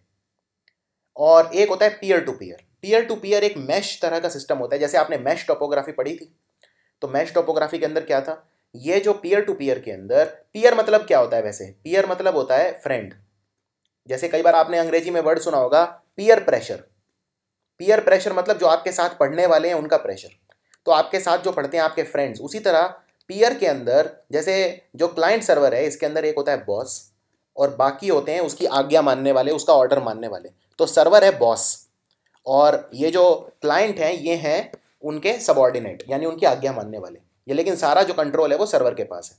लेकिन पीयर टू पीयर में ऐसा नहीं है। पीयर टू पीयर के अंदर क्या है, जो क्लाइंट हैं ये डिस्ट्रीब्यूटेड क्लाइंट है, ये एक दूसरे से बात कर सकते हैं। इसमें कोई बॉस नहीं है, कोई सर्वर नहीं है, सारे के सारे क्लाइंट हैं और क्लाइंट एक दूसरे से बात कर सकते हैं, एक दूसरे से इंफॉर्मेशन शेयर कर सकते हैं। सो क्लाइंट सर्वर मॉडल के अंदर एक कंप्यूटर सर्वर का काम करता है, one computer acts as a server, जो सर्विसेज और रिसोर्सेज प्रोवाइड करता है और जो बाकी कंप्यूटर हैं वो इस पर डिपेंड करते हैं सर्विसेज के लिए और रिसोर्सेज के लिए। दूसरा होता है peer to peer model. Peer to peer model के अंदर सर्वर नहीं होता है, there is no server. Each computer has an equal capability to access all the services and resources available on the network. Network के ऊपर जो भी services और रिसोर्सेज अवेलेबल हैं उसे हर कंप्यूटर इक्वली कैपेबल है उसको एक्सेस करने के लिए। हर कंप्यूटर का समान अधिकार है। सो जो क्लाइंट सर्वर रिलेशनशिप है वो ये वाली है और पीयर टू पीयर ये वाली है। सो क्लाइंट इनिशिएट कम्युनिकेशन, क्लाइंट जो है वो कम्युनिकेशन इनिशिएट करता है। क्लाइंट जो है, ये क्लाइंट है कंप्यूटर, ये सर्वर से रिक्वेस्ट करेंगे और सर्वर फिर उन्हें जवाब देगा। पीयर टू पीयर के अंदर ऐसा कुछ नहीं है, कोई भी कंप्यूटर इनिशिएट कर सकता है कम्युनिकेशन को, कम्युनिकेशन स्टार्ट कर सकता है, कोई रिक्वेस्ट करने की ज़रूरत नहीं है, और कोई रिक्वेस्ट किसी सर्वर से कनेक्ट करने की ज़रूरत नहीं है। क्लाइंट ही आपस में करते हैं, क्लाइंट ही आपस में रिक्वेस्ट जनरेट करते हैं, क्लाइंट ही आपस में जवाब देते हैं। तो इनके एडवांटेज और डिसएडवांटेज देखते हैं। जो क्लाइंट और सर्वर मॉडल है, इसका एडवांटेज है कि ये सिक्योर होता है, वेरी सिक्योर ऑपरेटिंग सिस्टम, क्योंकि इसके अंदर जो सर्वर है उस पर सब कुछ निर्भर करता है, तो सर्वर जनरली बहुत सिक्योर बनाए जाते हैं। परफॉर्मेंस बहुत अच्छा होता है, जो सर्वर होता है वही सारा मैनेज करता है, तो आपको सारे कंप्यूटर मैनेज करने की ज़रूरत नहीं है। आप सिर्फ सर्वर को अच्छे से अगर मैनेज कर पाओगे तो आप आसानी से पूरा सिस्टम मैनेज कर पाओगे। इसमें सर्वर का आपको बैकअप चाहिए, सिर्फ हर कंप्यूटर का अलग अलग बैकअप नहीं चाहिए, और इसमें काफ़ी रिलायबल है, काफ़ी विश्वसनीय है, क्योंकि इसमें सर्वर काफ़ी विश्वसनीय होता है। डिसएडवांटेज डिसएडवांटेज इसका ये है, इसमें हार्डवेयर ज़्यादा लगता है, क्योंकि इसके अंदर आप सर्वर एक एक्स्ट्रा यूज़ कर रहे हो, और सर्वर पे आप फिर बहुत सारे हार्डवेयर यूज़ करोगे, सर्वर खुद एक हार्डवेयर है, और ये काफ़ी एक्सपेंसिव होता है। पीयर टू पीयर मॉडल का एडवांटेज क्या है कि ये एक्सपेंसिव कम है, काफ़ी इसमें जो चलाना इसे काफ़ी आसान है, और इसके अंदर जो नेटवर्क ऑपरेटिंग सिस्टम है और एप्लीकेशन सॉफ्टवेयर है दोनों होते हैं, और ये छोटे बिजनेसेस के लिए और होम यूज़र्स के लिए काफ़ी आइडियल होता है, क्योंकि बहुत ज़्यादा सिक्योरिटी की ज़रूरत नहीं है मुझे इसमें। डिसएडवांटेज क्या है, उतना सिक्योर नहीं है, और इसको बैकअप करना बहुत मुश्किल है, क्योंकि इसमें जो सारे क्लाइंट हैं आपको सबका बैकअप करना पड़ेगा। इसमें तो अगर आप सर्वर का बैकअप बना देंगे, ख़राब हो जाए उस केस में सिर्फ सर्वर का बैकअप बना दो, तो सर्वर अगर ख़राब हो गया तो आप वापस इसमें सर्वर का बैकअप कर सकते हो, दोबारा डाल सकते हो, सर्वर काम दोबारा करेगा। इसमें सारे कंप्यूटर का बैकअप आपको करना पड़ेगा, क्योंकि सबके पास रिसोर्सेज एंड सर्विसेज हैं। अब देखते हैं कंप्यूटर नेटवर्क की इंपॉर्टेंस क्या होती है। ये नेटवर्क हम बनाते क्यों हैं, ये इतने सारे कंप्यूटर का नेटवर्क, तो मेन कारण है शेयर करने के लिए, information, file, data, information share करने के लिए। मान लो आप एक किसी कंपनी में काम करते हो, और वहाँ पे आप 5 दोस्त हो जो काम कर रहे हो, आपके पांचों के कैबिन अलग अलग हैं। अब ऐसा तो है नहीं हर छोटी चीज़ के लिए आप पांचों एक दूसरे के पास पेन ड्राइव लेके जाओगे और डेटा शेयर करोगे। अगर आप नेटवर्क से कनेक्टेड हो तो आप इसमें एक कॉमन फोल्डर ले सकते हो, उस कॉमन फोल्डर में आप वो सारी चीज़ें डाल सकते हो, और उसे हर कोई फिर यूज़ कर सकता है। यानी आप फाइल शेयर कर सकते हो, डेटा शेयर कर सकते हो, इन्फॉर्मेशन शेयर कर सकते हो। तो मेनली शेयरिंग के लिए हम ये सब करते हैं। आप रिसोर्सेज शेयर कर सकते हो, जैसे प्रिंटर, स्कैनर, जैसा मैंने बताया था 20 कंप्यूटर और प्रिंटर एक है, तो एक ही प्रिंटर आप 20 के 20 कंप्यूटर शेयर कर सकते हैं, लेकिन आपको उसके लिए 20 कंप्यूटर का एक नेटवर्क बनाना पड़ेगा। फिर इंटरनेट कनेक्शन शेयर करने के लिए मैंने आपको एग्जांपल दिया था, साइबर कैफ़े है। साइबर कैफ़े में आप अलग अलग इंटरनेट कनेक्शन तो लगवाओगे नहीं हर कंप्यूटर पे, तो आपको एक ही कंप्यूटर से आप सबके ऊपर इंटरनेट शेयर कर सकते हो। फिर ईमेल वगैरह हैं, आपको ईमेल वगैरह सर्विसेज शेयर करनी है, बेटर कम्युनिकेशन करना है, चैटिंग सर्विसेज यूज़ करनी है, इन सब में भी आप नेटवर्क क्रिएट कर सकते हो, और नेटवर्क इसलिए इंपॉर्टेंट काफ़ी रहता है। आईपी एड्रेस क्या होता है? देखिए, आईपी एड्रेस होता है, जैसे आप अगर मान लीजिए आप एक शहर के अंदर रहते हैं, और शहर के अंदर आपका एक एड्रेस है कि आप कहाँ रहते हैं, जिससे आपको पहचाना जा सकता है। इसी तरह से जो इंटरनेट है, पूरा का पूरा इंटरनेट को एक शहर मान लीजिए, और इंटरनेट एक पूरा शहर है, दुनिया में हर कोई इंटरनेट से कनेक्टेड है, लेकिन हर एक का एक एड्रेस है, उसे बोलते हैं आईपी एड्रेस, यानी कि इसे बोलते हैं internet protocol address. Internet protocol address, protocol का मतलब होता है रूल्स। अगर जनरल इंग्लिश में प्रोटोकॉल का मतलब देखा जाए तो रूल्स, यानी कि आपको भी वो रूल फॉलो करने पड़ेंगे। अब मान लीजिए आप कोशिश करते हैं किसी कंप्यूटर को हैक करने की, किसी कंप्यूटर के अंदर बिना परमिशन के घुसने की, तो आपका आईपी एड्रेस पकड़ के आपको जेल में डाल सकते हैं, क्योंकि आपका एक आईपी एड्रेस है, तो उससे आसानी से पहचान में आ जाएगा कि ये आईपी एड्रेस है जिसने कंप्यूटर को हैक किया। तो पुलिस आपको, जो साइबर क्राइम जो देखती है पुलिस, साइबर सेल होता है जो, वो आपके पास पहुंच जाएगा, आपका आईपी एड्रेस ट्रैक करेगा, और वो आईपी एड्रेस आपको कौन दे रहा है? इंटरनेट सर्विस प्रोवाइडर, यानी आईएसपी। तो मान लो आपने अगर घर में एयरटेल का इंटरनेट लिया हुआ है, तो एयरटेल कंपनी क्या है? Internet service provider. मान लो आपने एमटीएस का डोंगल लिया हुआ है, एक रशिया की कंपनी है एमटीएस, इसका नेटवर्क चलता है, तो अगर एमटीएस का इंटरनेट लिया हुआ है तो एमटीएस क्या है? इंटरनेट सर्विस प्रोवाइडर, यानी आईएसपी। तो आपको आईपी एड्रेस कौन देता है? इंटरनेट सर्विस प्रोवाइडर यानी आईएसपी देता है, और फिर आप उससे नेटवर्क से कनेक्ट हो जाते हो, और फिर आप तक आसानी से पहुंचा जा सकता है, क्योंकि वो आपका एड्रेस है इंटरनेट के ऊपर, एक नेटवर्क के ऊपर। अब देखते हैं नेटवर्क एडेप्टर या एनआईसी क्या होता है। नेटवर्क एडेप्टर, एडेप्टर यानी सिंपल एडेप्टर या एनआईसी। एडेप्टर हार्डवेयर होता है, हार्डवेयर मतलब जो भी चीज़ें हम कंप्यूटर में कनेक्ट करते हैं, जैसे माउस है, कीबोर्ड है, ये सब क्या है? ये सब हार्डवेयर है। तो ये एक हार्डवेयर होता है जिसे हम फिजिकली कनेक्ट करते हैं, जिससे हम किसी भी डिवाइस को, किसी भी कंप्यूटर को या किसी भी डिवाइस को, चाहे वो प्रिंटर हो, मुझे एक नेटवर्क के ऊपर प्रिंटर कनेक्ट करना है, प्रिंटर भी कर सकता हूँ मैं, मुझे सीपीयू कनेक्ट करना है वो भी कर सकता हूँ, मुझे लैपटॉप कनेक्ट करना है वो भी कर सकता हूँ। यानी किसी भी डिवाइस को मैं नेटवर्क पे कनेक्ट कर सकता हूँ, किससे? एडेप्टर से। तो एडेप्टर वो हार्डवेयर है, वो हार्डवेयर है जिससे मैं किसी भी डिवाइस को नेटवर्क पे फिजिकली कनेक्ट कर सकता हूँ। रिपीटर क्या होता है? रिपीटर होता है जब आप किसी नेटवर्क पे होते हो तो आपके पास जो सिग्नल है वो आपको यहाँ से सिग्नल स्टार्ट हुआ, आपको यहाँ तक ले जाना है। अब यहाँ से जब सिग्नल स्टार्ट होगा तो यहाँ तक आते आते सिग्नल की जो स्ट्रेंथ है वो कम हो जाएगी, सिग्नल थोड़ा सा क्वालिटी में कम हो जाएगा। तो रिपीटर क्या करता है? सिग्नल को कम नहीं होने देता। तो रिपीटर जो है वो जो डिग्रेडेड सिग्नल होता है, यानी कम हो चुका सिग्नल होता है, उसकी स्ट्रेंथ को बढ़ा देता है और उसे फिर पास कर देता है, उसे बोलते हैं रिपीटर। ब्रिज क्या होता है? ब्रिज एक डिवाइस होता है जिससे हम नेटवर्क सेगमेंट्स को कनेक्ट करते हैं और ये डेटा लिंक लेयर में काम करता है। डेटा लिंक लेयर क्या होता है ये मैं आपको OSI मॉडल के अंदर बताऊंगा, इस वीडियो के लास्ट में बताऊंगा आपको डेटा लिंक लेयर क्या होता है। तो डेटा लिंक लेयर के अंदर हम यूज़ करते हैं ब्रिज, और ये डेटा नेटवर्क जो सेगमेंट होते हैं उन्हें कनेक्ट करता है। रूटर क्या होता है? राउटर होता है जब आप दो या दो से ज़्यादा नेटवर्क के सेगमेंट को कनेक्ट करते हो तो उसे बोलते हैं राउटर। और राउटर है नेटवर्क लेयर पे काम करता है। नेटवर्क लेयर जो होता है ये भी OSI मॉडल के अंदर मैं कवर करूंगा। OSI मॉडल में 7 लेयर होते हैं, उसमें से एक होता है नेटवर्क लेयर और इससे ऊपर वाला होता है डेटा लिंक लेयर।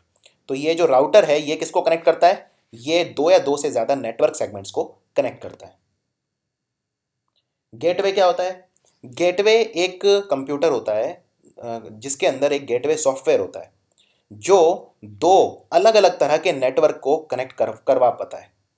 दो अगर अलग अलग तरह के नेटवर्क हैं, दो डिससिमिलर यानी जो सिमिलर नहीं है, एक जैसे नहीं है, उन नेटवर्क को अगर आपको जोड़ना है तो आपको गेटवे यूज करना पड़ेगा। अब देखते हैं इंटरनेट प्रोटोकॉल। तो प्रोटोकॉल का मतलब मैंने आपको बताया था, प्रोटोकॉल मतलब होता है रूल्स और रेगुलेशन, रूल्स और गाइडलाइन जो फॉलो करने पड़ते हैं सबको।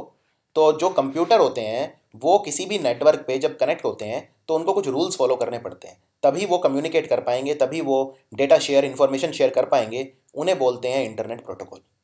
तो इसमें पहला है इंटरनेट प्रोटोकॉल वर्जन 4, ये पुराने वाला है, और आजकल चल रहा है इंटरनेट प्रोटोकॉल वर्जन 6। लेकिन आजकल भी, क्योंकि अभी ये इंटरनेट प्रोटोकॉल वर्जन 6 जो है उतना पुराना नहीं है, तो आजकल भी दुनिया के ज़्यादातर कंप्यूटर IPv4 फॉलो करते हैं, इंटरनेट वर्जन 4। तो ये इंटरनेट प्रोटोकॉल वर्जन जो 4 है ये पहला वर्जन था इंटरनेट प्रोटोकॉल का जो आया, और इसमें ज़्यादातर जो दुनिया का इंटरनेट का ट्रैफिक है आज भी वो ये वाले रूल फॉलो करता है जिनको बोलते हैं इंटरनेट प्रोटोकॉल वर्जन 4। तो जो लगभग 4.3 billion internet protocol version 4 addresses हैं आजकल दुनिया में, लगभग 400 करोड़, 4.3 बिलियन। पूरी दुनिया की जनसंख्या ही है 700 करोड़, उसमें से लगभग 400 करोड़ से ज़्यादा यूज़ करते हैं IPv4। और IPv4 जो होता है उसमें उसका लिमिटेशन है, क्योंकि ये पुराने वाला है तो इसमें बहुत कम एड्रेसेस होते हैं और इसको बहुत कम कंप्यूटर से, बहुत कम जो लिमिटेड नंबर ऑफ कंप्यूटर हैं उन्हीं को सिर्फ ये कंट्रोल कर सकता है। दूसरा होता है IPv6। अब क्योंकि कंप्यूटर वगैरह का ट्रेंड इतना बढ़ गया है, इंटरनेट इतना विशाल हो गया है, और क्योंकि IPv4 इसमें लिमिटेशन है कि ये लिमिटेड नंबर ऑफ कंप्यूटर में को हैंडल कर सकता है, इसलिए अब हम लेके आए हैं IPv6। तो IPv6 जो है ये नया नंबरिंग सिस्टम है, नए रूल्स गाइडलाइन है, ये नया नंबरिंग सिस्टम है जो एक बड़ा लार्जर एड्रेस देता है, एड्रेस पूल है इसके पास IPv4 के पास। इसके पास ज़्यादा एड्रेसेस हैं, ज़्यादा कंप्यूटर को हैंडल कर सकता है। तो सबसे पहली बार 1999 में ये आया था, और जैसे जैसे अब ईयर बढ़ते जा रहे हैं IPv4 रिप्लेस होता जा रहा है IPv6 से, ये आपको याद रखना है। इसीलिए IPv6 को हम बोलते हैं नेक्स्ट जनरेशन इंटरनेट स्टैंडर्ड, यानी जो अगली जनरेशन का जो इंटरनेट स्टैंडर्ड है वो है IPv6। तो जैसे कई इंपॉर्टेंट वेबसाइट हैं जो IPv6 यूज़ करती हैं, जैसे Facebook, Google, Yahoo, Wikipedia, YouTube, ये सारे यूज़ करते हैं IPv6। तो IPv4 और IPv6 में फ़र्क क्या है? सबसे पहला फ़र्क तो ये है, IPv वर्जन जो 4 है, इंटरनेट प्रोटोकॉल वर्जन 4, वो 1 बाइट का डेसिमल नंबर यूज़ करता है और 4 नंबर यूज़ करता है। जैसे फॉर एग्जांपल ये आप IP एड्रेस देख रहे हो 192.168.1.1, ये है एड्रेस आपका, जिसे बोलते हैं इंटरनेट प्रोटोकॉल एड्रेस। तो आपने ज़्यादातर यही देखा होगा वेबसाइट खोलने के लिए। आपकी जो वेबसाइट होती है, आप अगर पता करना चाहते हैं आपके कंप्यूटर में आईपी एड्रेस क्या है, तो आप एक वेबसाइट खोलिए whatismyip.com। whatismyip.com अगर आप खोलेंगे तो वो आपको आपका आईपी एड्रेस बता देगा जो इंटरनेट सर्विस प्रोवाइडर ने आपके साथ शेयर किया हुआ है। तो ये जो पुराना हो गया है, लेकिन अब इस तरह से यूज़ नहीं करते हैं। जो नई वेबसाइट हैं वो अब यूज़ करती हैं IPv6। IPv6 के अंदर एक हेक्साडेसिमल नंबर होता है। मैं रिपीट करता हूँ, IPv4 जो है, ये सब चीज़ें बहुत इंपॉर्टेंट हैं, आप इनको समझ लीजिए। और मैं काफ़ी सरल भाषा में आपको समझा रहा हूँ। मैंने ये इस तरह से तैयार करा है ये वीडियो कि आप जो इंजीनियरिंग बैकग्राउंड के नहीं है वो भी कुछ ना कुछ इससे सीख सकते हैं।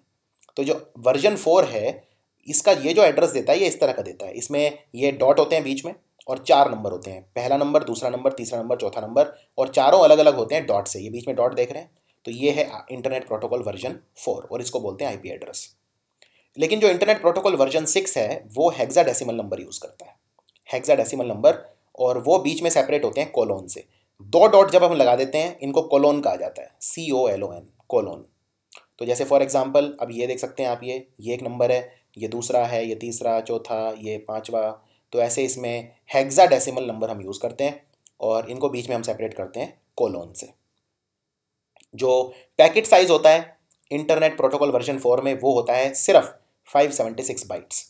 ये बाइट्स वगैरह मैं आपको बता चुका हूँ ये क्या होते हैं। एक बाइट के अंदर कितने बिट होते हैं ये सब मैंने आपको बता दिया था। ये जो स्पेस होता है उसको नापने की यूनिट होती है, जो डेटा ट्रांसफ़र करते हैं आप वो स्पेस में करते हैं। तो एक बाइट के अंदर 8 बिट होते हैं।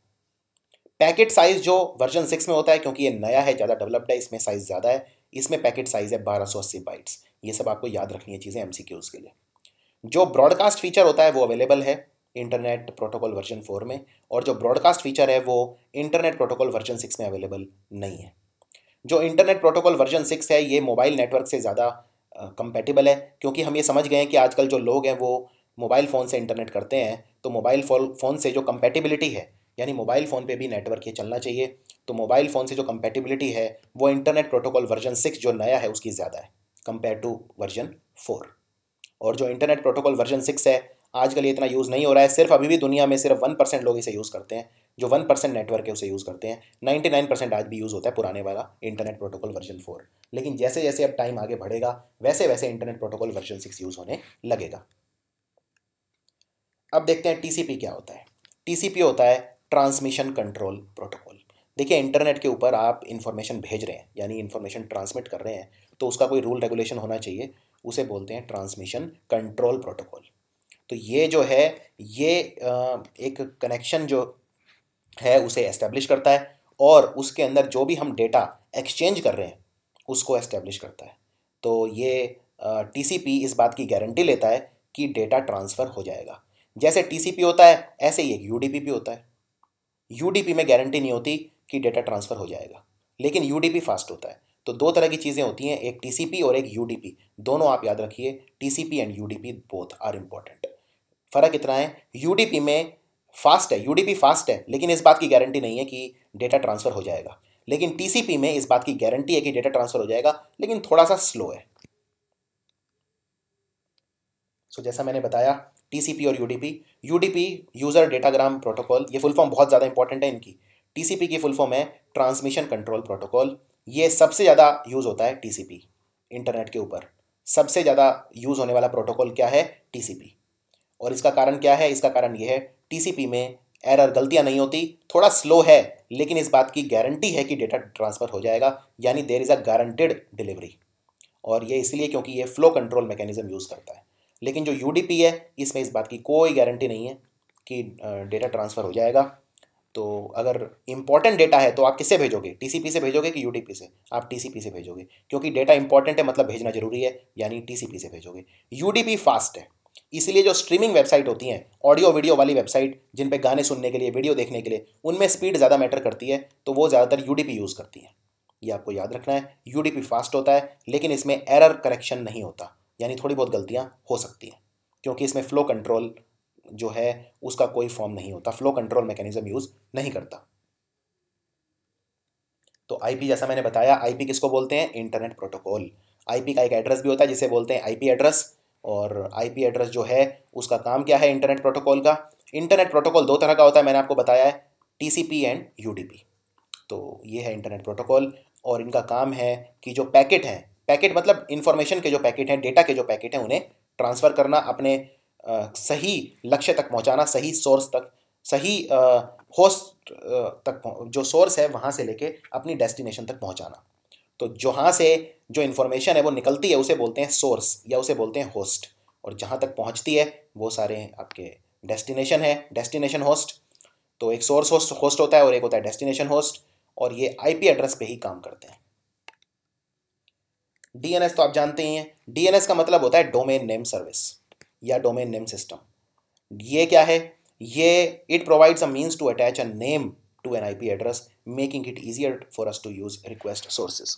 देखिए, अब आप जानते हैं कि हर वेबसाइट का एक आईपी एड्रेस है, तभी तो वो खुलेगी। जैसे हर आदमी का एक गांव के अंदर एड्रेस होता है, उसी तरह से इंटरनेट को गांव मान लीजिए, तो हर वेबसाइट का एक एड्रेस तो होगा। अब मान लो मैं आपको बोलता हूं, अब आप जानते हैं कि जो आईपी एड्रेस होता है वो दो तरह का होता है, एक टीसीपी और एक यूडीपी। चलो मान लो टीसीपी है, मैं क्योंकि ज़्यादातर तो टीसीपी यूज़ होता है।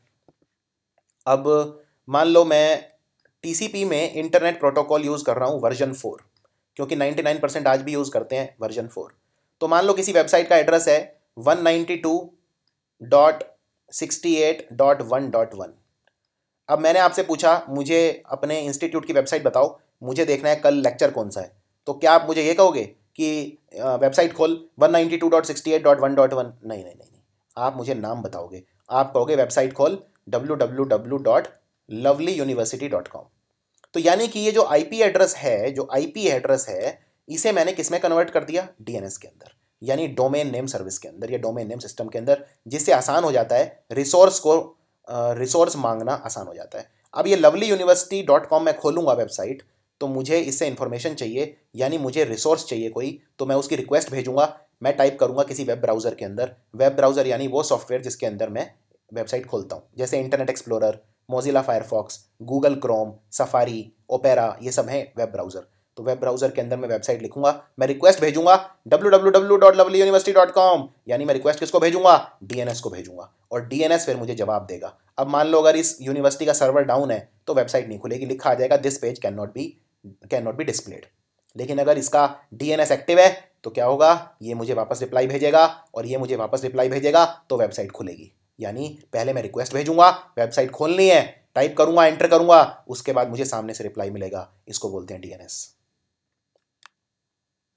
तो डोमेन नेम सिस्टम ये होता है डीएनएस। जैसे फॉर एग्जांपल अगर वेबसाइट है www.gaurav.com, तो उसका जो आईपी एड्रेस है वो तो ऐसा है 204.13.248 और वटेवर। लेकिन अगर मेरे पास डीएनएस डोमेन नेम है तो फिर मैं उसको gaurav.com से खोल दूंगा। तो इसमें gaurav.com क्या है? डोमेन नेम है, इसको बोलते हैं डोमेन नेम सिस्टम। तो डोमेन नेम सिस्टम क्या है? डोमेन नेम सिस्टम क्या है? मान लो अगर आपको किसी पर आपका आपका जो फ्रेंड सर्कल है, मान लो आपके 10 दोस्त हैं, क्या आपको सबका फ़ोन नंबर याद है? नहीं। क्यों याद नहीं है? क्योंकि आपको याद रखने की ज़रूरत ही नहीं है। आपको अगर किसी का भी नंबर चाहिए तो आप क्या करोगे? फ़ोन बुक खोलोगे या अपने मोबाइल में चेक करोगे। यानी आपको सिर्फ नाम याद रखना है, फ़ोन नंबर याद नहीं रखना। उसी तरह से आपको सिर्फ वेबसाइट का डोमेन याद रखना है, यानी gaurav.com याद रखना है। आपको उसका नंबर यानी कि इंटरनेट आईपी एड्रेस याद रखने की ज़रूरत नहीं है। आपको सिर्फ याद रखना है डीएन, डोमेन नेम। इसको बोलते हैं domain name system. I hope अब आपको समझ में आ गया होगा डोमेन नेम सिस्टम और आईपी एड्रेस में क्या फ़र्क है। अब एक होता है वीओआईपी। वीओआईपी कुछ नहीं है, बस अगर आप वॉइस यूज़ करना चाहते हो, तो जैसे मान लो आप किसी वेब कैमरा पे चैटिंग करना चाहते हो, वीडियो करना चाहते हो, उसमें यूज़ करते हैं वॉइस। तो वॉइस ओवर इंटरनेट प्रोटोकॉल ये होता है वीओआईपी। ये वो सर्विस है जिससे इंटरनेट कनेक्शन आपको इस बात की इजाज़त देता है कि आप वॉइस कॉल यूज़ कर पाओ, वीडियो कॉल कर पाओ, टेली कॉन्फ्रेंसिंग कर पाओ। जैसे गूगल, स्काइप, ये सब क्या यूज़ करते हैं? गूगल वॉइस वगैरह, जी टॉक यूज़ करते हो, मैसेंजर, जी टॉक वगैरह, ये सब क्या यूज़ करते हैं? ये सब यूज़ करते हैं वॉइस ओवर इंटरनेट प्रोटोकॉल यानी वीओआईपी। तो अगर आपको जैसे फेसबुक में भी ऑप्शन होता है चैटिंग का, फेसबुक में आप किसी को कॉल कर सकते हो, इनफैक्ट आप वीडियो कॉल भी कर सकते हो, उसको देख सकते हो, तो वही सब यूज़ करेंगे वीओआईपी। वीपीएन क्या होता है? बहुत इंपॉर्टेंट है, ध्यान से समझिए वीपीएन क्या होता है। वीपीएन का मतलब होता है virtual private network. Private private मतलब प्राइवेसी। मुझे अपनी प्राइवेसी बहुत प्यारी है। फॉर एग्जाम्पल, अब ध्यान से सुनिए, मान लो मैं बहुत सिक्योरिटी चाहता हूँ। क्लियर? मैं बहुत ज़्यादा सिक्योरिटी चाहता हूँ। मैं चाहता हूँ कि मेरा जो आईपी एड्रेस है वो रिप्लेस हो जाए वीपीएन सर्वर से। जैसे मान लो जो आईपी एड्रेस है, वीपीएन की मदद से क्या कर पाते हो आप? वीपीएन की मदद से आप सीक्रेटली एक्सेस कर सकते हो कोई चीज़, सीक्रेटली। तो ये हाई सिक्योरिटी देने के लिए और प्राइवेसी देने के लिए यूज़ होता है प्राइवेट और पब्लिक नेटवर्क के ऊपर, खासकर जैसे वाईफाई के ऊपर या इंटरनेट के ऊपर। जो वाईफाई हॉटस्पॉट वगैरह होते हैं उनके अंदर जो सेंसिटिव डेटा वगैरह होता है वो लोग वीपीएन से भेजते हैं जनरली। वीपीएन जो है वो यूज़ करती हैं ऑर्गेनाइजेशंस वगैरह। अगर उनके पास कोई ऐसा डेटा है जो सेंसिटिव है, जो वो शेयर नहीं करना चाहते, तो वो प्राइवेट नेटवर्क से भेजते हैं। तो ये बहुत ही अच्छा तरीका है। जैसे इसमें क्या होता है, मान लो ये सर्वर है डीएनएस, क्लियर, ये डीएनएस सर्वर है और ये है आप, यानी कि आप हो, आप ये अपना कंप्यूटर आप यूज़ कर रहे हो, क्लियर। आपने डीएनएस सर्वर पे रिक्वेस्ट भेजी, लेकिन अगर आप वीपीएन यूज़ कर रहे हो, वर्चुअल प्राइवेट नेटवर्क, तो आपका आईपी एड्रेस जो है, अब ध्यान से सुनिए ये चीज़, ये आपका कंप्यूटर है, ठीक है। आपको कोई वेबसाइट खोलनी है, तो ये वेबसाइट है लेट्स से yahoo.com, yahoo.com, और आपने इंटरनेट कनेक्ट कर दिया। मान लो आपने घर पे एयरटेल का इंटरनेट लगवाया हुआ है, एयरटेल ने आपको एक आईपी एड्रेस दे दिया, और एयरटेल क्या है, इंटरनेट सर्विस प्रोवाइडर, वो आपको इंटरनेट की सर्विस प्रोवाइड कर रहा है, आईएसपी बोलते हैं उसे। उसने आपको एक आईपी एड्रेस दे दिया। अब इस आईपी एड्रेस से आपने इंटरनेट कनेक्ट कर लिया, आपने इंटरनेट कनेक्ट कर लिया तो आपको एक आईपी एड्रेस मिल गया। आपने वेबसाइट खोली yahoo.com, yahoo.com का जो डीएनएस है, डोमेन नेम सिस्टम, उसमें आपका आईपी एड्रेस आ गया कि भैया इस आईपी एड्रेस से रिक्वेस्ट आ रही है yahoo.com खोलने की। तो याहू क्या करेगा, अपने डीएनएस सर्वर को कहेगा कि ठीक है, इनको जो डेटा पैकेट है वो सेंड कर दो, यानी इन्हें अलाउ कर दो। तो याहू का रिप्लाई आ जाएगा, याहू का जो सर्वर है उससे रिप्लाई आ जाएगा कि हाँ भाई वेबसाइट खोल लो, यानी ये आपको सारा डेटा भेज देगा और यहाँ पे वेबसाइट खुल जाएगी।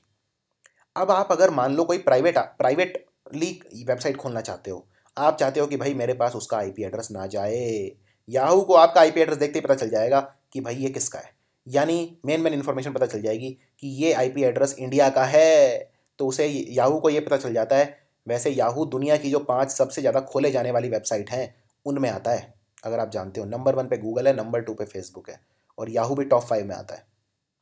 तो जो याहू है, याहू को पता चल जाएगा कि भाई मेरे पास डेली का इतना ट्रैफिक इंडिया से आता है।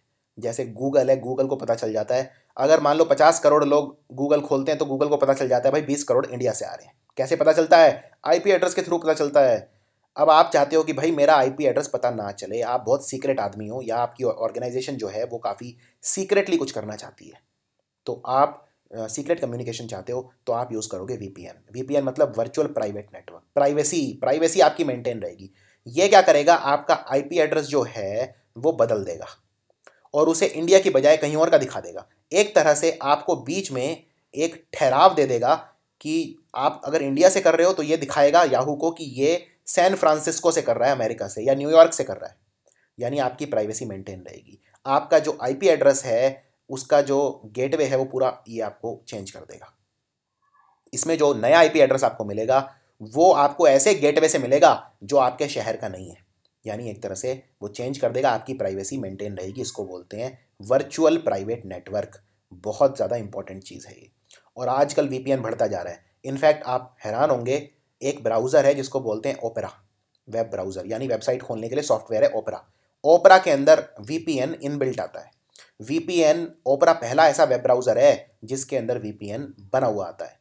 आजकल के जो जितने भी अब वेब ब्राउज़र हैं सारे वीपीएन अपने अंदर इनबिल्ट कर रहे हैं, क्योंकि आने वाले टाइम में इतनी ज़्यादा ट्रांजैक्शंस होने वाली हैं, इतनी ज़्यादा इंटरेक्शन होने वाले हैं, लोग अपनी प्राइवेसी के लिए डरते हैं। खासकर जो जो लोग जिनको प्राइवेसी का काफ़ी ज़्यादा वो है, कोई वीआईपी हैं या कोई ऑर्गेनाइजेशंस हैं, तो वो प्राइवेसी बढ़ा सकते हैं अपना वीपीएन यूज़ करके। सर्वर क्या होता है? ये तो बड़ा आसान सवाल है। सर्वर क्या होता है?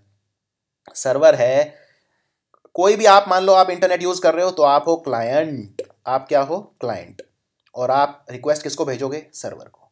तो सर्वर एक ऐसा कंप्यूटर होता है या ऐसा एप्लीकेशन होता है जो आपकी रिक्वेस्ट एक्सेप्ट करता है, यानी क्लाइंट की रिक्वेस्ट एक्सेप्ट करता है और फिर उसे रेस्पॉन्स देता है। तो एनी कंप्यूटर, कोई भी कंप्यूटर जो रिक्वेस्ट एक्सेप्ट करे और जो रेस्पॉन्स दे उसे बोलते हैं सर्वर। फायरवॉल क्या होता है? फायरवॉल प्रोटेक्शन के लिए होता है। फायरवॉल नेटवर्क सिक्योरिटी सिस्टम होता है, आपके नेटवर्क में कोई अनचाही एक्सेस ना आ जाए बाहर से, यानी आपका जो नेटवर्क ट्रैफिक है उसमें जो चीज़ें आ रही हैं और जा रही हैं उनको कंट्रोल करने के लिए होता है फायरवॉल, जिससे आपका नेटवर्क सिक्योर रहे। तो ये एक तरह का बैरियर बना देता है, जो अनचाही चीज़ें हैं वो आपके नेटवर्क के अंदर घुस नहीं पाएंगी। आपके नेटवर्क से हर कोई कनेक्ट नहीं हो पाएगा और आपके नेटवर्क को भेद पाना बहुत और मुश्किल हो जाएगा, क्योंकि आपके नेटवर्क के अंदर जो भी डेटा आ रहा है और जो भी डेटा जा रहा है उसे कंट्रोल करता है फायरवॉल। तो ये जो पूरा सिस्टम है उसे काफ़ी सिक्योर बनाता है, काफ़ी ज़्यादा सुरक्षित बनाता है। अगला है डीएमजे। डीएमजेड बोलते हैं डीमिलिटराइज जोन।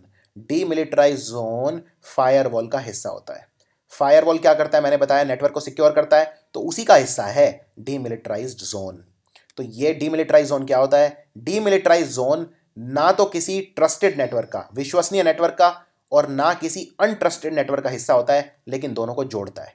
इसीलिए ये बहुत ज़्यादा क्रिटिकल पार्ट होता है फायरवॉल का, क्योंकि आपको डेटा ऐसी वेबसाइट से भी लेना होता है जो ट्रस्टेड नहीं है, लेकिन उनसे नुकसान भी रहता है। तो ट्रस्टेड और अनट्रस्टेड नेटवर्क को आपस में कौन जोड़ता है? Demilitarise zone. और ये किसका हिस्सा है? फायरवॉल का। प्रॉक्सी सर्वर क्या होता है? प्रॉक्सी सर्वर होता है एक होस्ट। देखो नाम से पता चल रहा है, जैसे मान लो मैं आज क्लास नहीं गया और मैं अपने फ्रेंड को बोलता हूं कि भाई क्लास में मेरी अटेंडेंस लगा देना, यानी कि जब सर मेरा रोल नंबर बोले तो मेरी जगह तुम यस सर बोल देना। तो वो उसने मेरी प्रॉक्सी दे दी। प्रॉक्सी मतलब मेरे स्थान पर। तो कई बार क्या होता है, जो सर्वर होता है, सर्वर काम किसका है? रिक्वेस्ट एक्सेप्ट करना क्लाइंट की। एक होता है सर्वर, एक होता है क्लाइंट। मैंने आपको बताया था क्लाइंट सर्वर मॉडल। तो सर्वर होता है क्लाइंट, क्लाइंट सर्वर को रिक्वेस्ट भेजता है और सर्वर क्लाइंट को वापस जवाब दे देता है। लेकिन अगर मान लो सर्वर जो है उसमें बहुत ज़्यादा डेटा आ रहा है, इतना वो हैंडल ही नहीं कर पा रहा, तो सर्वर डाउन हो जाता है। कई बार इसकी लिए एक प्रॉक्सी सर्वर भी यूज़ किया जा सकता है। तो बहुत सारे ऐसे रीज़न हैं जब सर्वर अपनी जगह किसी और को बिठा देता है, तो वो काम करता है प्रॉक्सी सर्वर का। तो प्रॉक्सी सर्वर वो चीज़ है जो किसी और सर्वर की जगह बैठता है और जिसके पास वही काबिलियत है कि वो क्लाइंट की जो रिक्वेस्ट है वो एक्सेप्ट कर सकता है और उसे सेंड कर सकता है। उसको बोलते हैं प्रॉक्सी सर्वर। तो प्रॉक्सी सर्वर कैसे काम करता है? प्रॉक्सी सर्वर जो सेंडर है और जो रिसीवर है उनको इंटरसेप्ट करता है, उनके कनेक्शंस को, और जितना भी इनकमिंग डेटा है वो उसे उसमें एक पोर्ट में जाता है और वो जो दूसरा नेटवर्क है उसे दूसरे पोर्ट से जोड़ देता है, आगे उसे फॉरवर्ड कर देता है।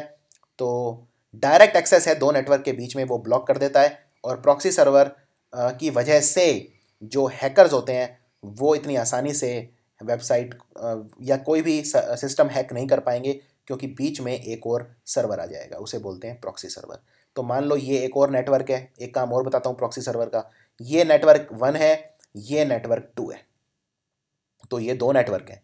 दो नेटवर्क को आपस में अगर जोड़ दिया तो नेटवर्क 1 जो यूज़ कर रहे हैं वो नेटवर्क 2 में अनऑथोराइज एक्सेस भी कर सकते हैं कई बार। लेकिन अगर बीच में एक प्रॉक्सी सर्वर आ गया तो इतना आसान नहीं रहेगा, क्योंकि नेटवर्क 1 पहले डेटा देगा प्रॉक्सी सर्वर को और प्रॉक्सी सर्वर फिर देगा डेटा नेटवर्क 2 को। तो ये काम है प्रॉक्सी सर्वर का। अब देखते हैं कुछ पोर्ट नंबर इंपॉर्टेंट प्रोटोकॉल के। पहला होता है फाइल ट्रांसफर प्रोटोकॉल, जिसको बोलते हैं एफटीपी। बहुत इंपॉर्टेंट है, याद रखिए, फाइल ट्रांसफर प्रोटोकॉल। ये फाइल ट्रांसफर करने के लिए यूज़ होता है और इसका पोर्ट नंबर है 20। एफटीपी कंट्रोल का है 21। एसएसएच का है, रिमोट लॉगिन का है 22। टेलनेट का है 23। एसएमटीपी का है 25। डीएनएस का है 853। एचटीटीपी यानी हाइपर टेक्स्ट ट्रांसफर प्रोटोकॉल, ये भी इंपॉर्टेंट है, बहुत पूछते हैं। हाइपर टेक्स्ट ट्रांसफर प्रोटोकॉल, जो सबसे ज़्यादा ट्रांसफर प्रोटोकॉल आजकल यूज़ होता है वो होता है एचटीटीपी। तो हाइपर टेक्स्ट ट्रांसफर प्रोटोकॉल का है 80। POP3 का है 110 और HTTPS का है 443। एक बात याद रखिए, ये HTTP और HTTPS में क्या फ़र्क है? इसमें S का मतलब है सिक्योर। जो सिक्योर नेटवर्क होते हैं वो HTTPS यूज़ करते हैं। जैसे मान लो कोई बैंक की वेबसाइट है, अब बैंक की वेबसाइट तो सिक्योर होनी चाहिए, वरना उसमें फ्रॉड किया जा सकता है, पैसा कोई निकाल सकता है, प्रॉपर पासवर्ड वगैरह सिस्टम होना चाहिए, तो वो HTTPS यूज़ करेगी। क्लाउड कंप्यूटिंग क्या होता है? ये एक इंपॉर्टेंट सवाल है। क्लाउड कंप्यूटिंग होता है एक तरह का कंप्यूटिंग जिसके अंदर आप जो कंप्यूटिंग के जो रिसोर्सेज हैं वो शेयर करते हो, बजाय इसके कि आपके पास लोकल सर्वर हो। तो जो रिसोर्सेज आप शेयर करते हो और लोकल सर्वर की बजाय, उसको बोलते हैं क्लाउड कंप्यूटिंग। मान लो मैंने अपना जितना भी डेटा है वो सारा डाल दिया क्लाउड के ऊपर। यहाँ पे क्लाउड का मतलब बादल नहीं है, ये एक तरह का एप्लीकेशन प्लेटफॉर्म, सॉफ्टवेयर प्लेटफॉर्म होता है। मैंने अपना सारा डेटा क्लाउड पे डाल दिया और उसके बाद मैं अगर किसी भी कंप्यूटर पे बैठूंगा तो मैं वो सारा डेटा क्लाउड से ले सकता हूँ। यानी मुझे वहाँ पे एक सर्वर बिठाने की ज़रूरत नहीं है कि हर बार मैं डेटा सर्वर से लूँ, तो क्लाउड पे डाल सकता हूँ। आजकल cloud computing is the next big thing. Cloud computing से ही सब ऑपरेट करते हैं क्योंकि ये सिक्योर काफ़ी ज़्यादा है। इसमें मान लो मैं एक कंप्यूटर पे बैठा, मैंने अपना सारा डेटा क्लाउड पे डाल दिया, मुझे अब इस कंप्यूटर की ज़रूरत ही नहीं है। क्यों? क्योंकि अब मैं जहाँ भी जाऊँगा मैं डेटा क्लाउड से लूँगा, कंप्यूटर से नहीं लूँगा। इंट्रानेट क्या होता है? देखिए, इंट्रानेट होता है अगर एक ही ऑर्गेनाइजेशन के अंदर आप यूज़ करते हैं तो वो इंटरनेट को, उसे इंटरनेट कह देते हैं। यानी internet within an organisation. जब आप एक नेटवर्क यूज़ करते हैं किसी एक ऑर्गेनाइजेशन के अंदर तो उसे बोलते हैं इंट्रानेट। ये काफ़ी सिक्योर होता है क्योंकि आप एक ही ऑर्गेनाइजेशन के अंदर यूज़ कर रहे हैं, तो उसमें 50 कंप्यूटर हैं, सिर्फ वही 50 उस नेटवर्क को यूज़ कर सकते हैं, यानी वो है इंट्रानेट, यानी network within an organisation. दूसरा है एक्स्ट्रानेट। अब इसमें क्या फ़र्क है? जैसे मान लो अगर मैं एक कंपनी हूँ, मान लो मैं हूँ flipkart.com। क्या हूँ मैं? flipkart.com। अब flipkart.com में रोज़ कितनी सेल हो रही है, कितनी सेल हो रही है, ये क्या मैं सबके साथ शेयर करूँगा? नहीं, मैं अपनी सिर्फ ऑर्गेनाइजेशन के अंदर शेयर करूँगा, यानी इसे बोलते हैं इंट्रानेट। तो मैं एक ऐसा नेटवर्क जोड़ूंगा इसमें जो सिर्फ एक्सेस कर पाएंगे ऑर्गेनाइजेशन के ही जो सिस्टम है वो। लेकिन अब अगर मान लो मुझे फ्लिपकार्ट हूँ और मेरी जो कोरियर है कंपनी, उसका नाम है लेट से gparcel.com। आई रिपीट, मैं जिस कंपनी से कोरियर भेजता हूँ वो है gparcel.com। मैंने अपनी जो कोरियर सर्विसेज हैं, जो लोगों के घरों में जो शॉपिंग करते हैं सामान भेजने के लिए, मैंने जो कोरियर सर्विस यूज़ की है वो है gparcel.com। तो मेरे को ये डेटा शेयर करना पड़ेगा इसके साथ, gparcel.com के साथ, लेकिन सारा डेटा शेयर करने की ज़रूरत नहीं है। मेरे को मान लो आज कितने रुपए की सेल हुई, मान लो आज 500 करोड़ रुपए की सेल हुई flipkart.com पे, क्या मुझे ये डेटा gparcel.com के साथ शेयर करने की ज़रूरत है? नहीं। लेकिन कितने पार्सल मुझे भिजवाने हैं, क्या ये शेयर करने की ज़रूरत है? मान लो ये 500 करोड़ रुपए की जो कमाई हुई है ये 10 करोड़ पार्सल पे हुई है, या लेट से 10 लाख पार्सल हैं आज मुझे जो भिजवाने हैं। क्या मुझे ये डिटेल कि 10 लाख पार्सल, 10 लाख मेरी चीज़ें आज बिकी हैं, कितने की हैं ये 10 लाख चीज़ें? 500 करोड़। तो मुझे क्या शेयर करने की जरूरत है gparcel के साथ? 500 करोड़ रुपए या 10 लाख पार्सल? 10 लाख पार्सल मुझे शेयर करने की ज़रूरत है क्योंकि 10 लाख पार्सल मुझे करवाने हैं। तो मैं अपने सिस्टम में gparcel.com को अपने अंदरूनी सिस्टम में उन्हें एक्सेस दे दूंगा, उन्हें अलाउ कर दूंगा कि वो ये देख पाएं कि कितने पार्सल मुझे पार्सल करवाने हैं, लेकिन वो ये नहीं देख पाएंगे कि 500 करोड़ की बिक्री हुई है, या दुनिया भर की और चीज़ें नहीं देख पाएंगे। यानी अगर मेरा ये पूरा सिस्टम है जो मेरा इंट्रानेट है, अंदरूनी मेरा मामला है, मैं उसमें किसी बाहर के व्यक्ति को इतना हिस्सा एक्सेस करने की इजाज़त दे दूंगा, पूरे इजाज़त नहीं दूंगा, इतना एक्सेस कर पाएगा जो इनके काम का है। इसको बोलते हैं एक्स्ट्रानेट। एक्स्ट्रानेट यानी computer network that allows controlled access from outside to an organisation's intranet. यानी कि ये जो gparcel.com है, मेरा जो इंट्रानेट है वो तो सिर्फ अंदरूनी लोग यूज़ करेंगे जो अंदर के भरोसेमंद व्यक्ति हैं, लेकिन क्योंकि मुझे कुछ इंफॉर्मेशन इसके साथ शेयर करनी है तो मैं उसे एक कंट्रोल्ड एक्सेस दे दूंगा, यानी कंट्रोल्ड अनुमति दे दूंगा कि भाई तुम इतना शेयर कर सकते हो मेरे नेटवर्क में। ये है एक्स्ट्रानेट। एक्स्ट्रा मतलब बाहर का व्यक्ति। तो बाहर के व्यक्ति को जब आप अपने घर में, ये इस तरह से समझिए, मान लो आपके घर कोई किराएदार आता है, तो आप किराएदार को कोई पूरा अपना घर थोड़े ना उसको घुसने दोगे। आप कहोगे भाई ये बाहर का कमरा तेरा है, यही तेरा घर है, हमारे घर के इस हिस्से में मत आना, मेरे घर में 10 कमरे हैं, ये बाहर वाला सिर्फ एक तुम्हारा है, यही तुम्हारा हिस्सा है। तो ये उसी तरह से बात है, जो पूरा घर है वो मेरा इंट्रानेट है और जो किराएदार ने ऑक्यूपाई करा है वो एक्स्ट्रानेट है। अब देखते हैं इंटरनेट क्या होता है। इंटरनेट तो आसान है समझना। इंटरनेट तो एक ग्लोबल सिस्टम है इंटरकनेक्टेड नेटवर्क का। तो हर एरिया का जो कंप्यूटर नेटवर्क वगैरह है वो सारे कनेक्ट हो जाते हैं आपस में इंटरनेट के ऊपर। तो ये तो बहुत बड़ी चीज़ है इंटरनेट। तो जैसा मैंने आपको बताया था, ये एक तरह का वैन है। वैन मतलब वाइड एरिया नेटवर्क है, जैसे पूरी दुनिया का, पूरे देश का। तो इंटरनेट पे हर कोई कनेक्ट होता है। और कैसे कनेक्ट होता है? प्रोटोकॉल यूज़ करता है, रूल रेगुलेशन फॉलो करता है, टीसीपी फॉलो करता है। टीसीपी मतलब ट्रांसफ़र कंट्रोल प्रोटोकॉल फॉलो करता है, या यूडीपी फॉलो करता है। कुछ तो फॉलो करना ही पड़ेगा।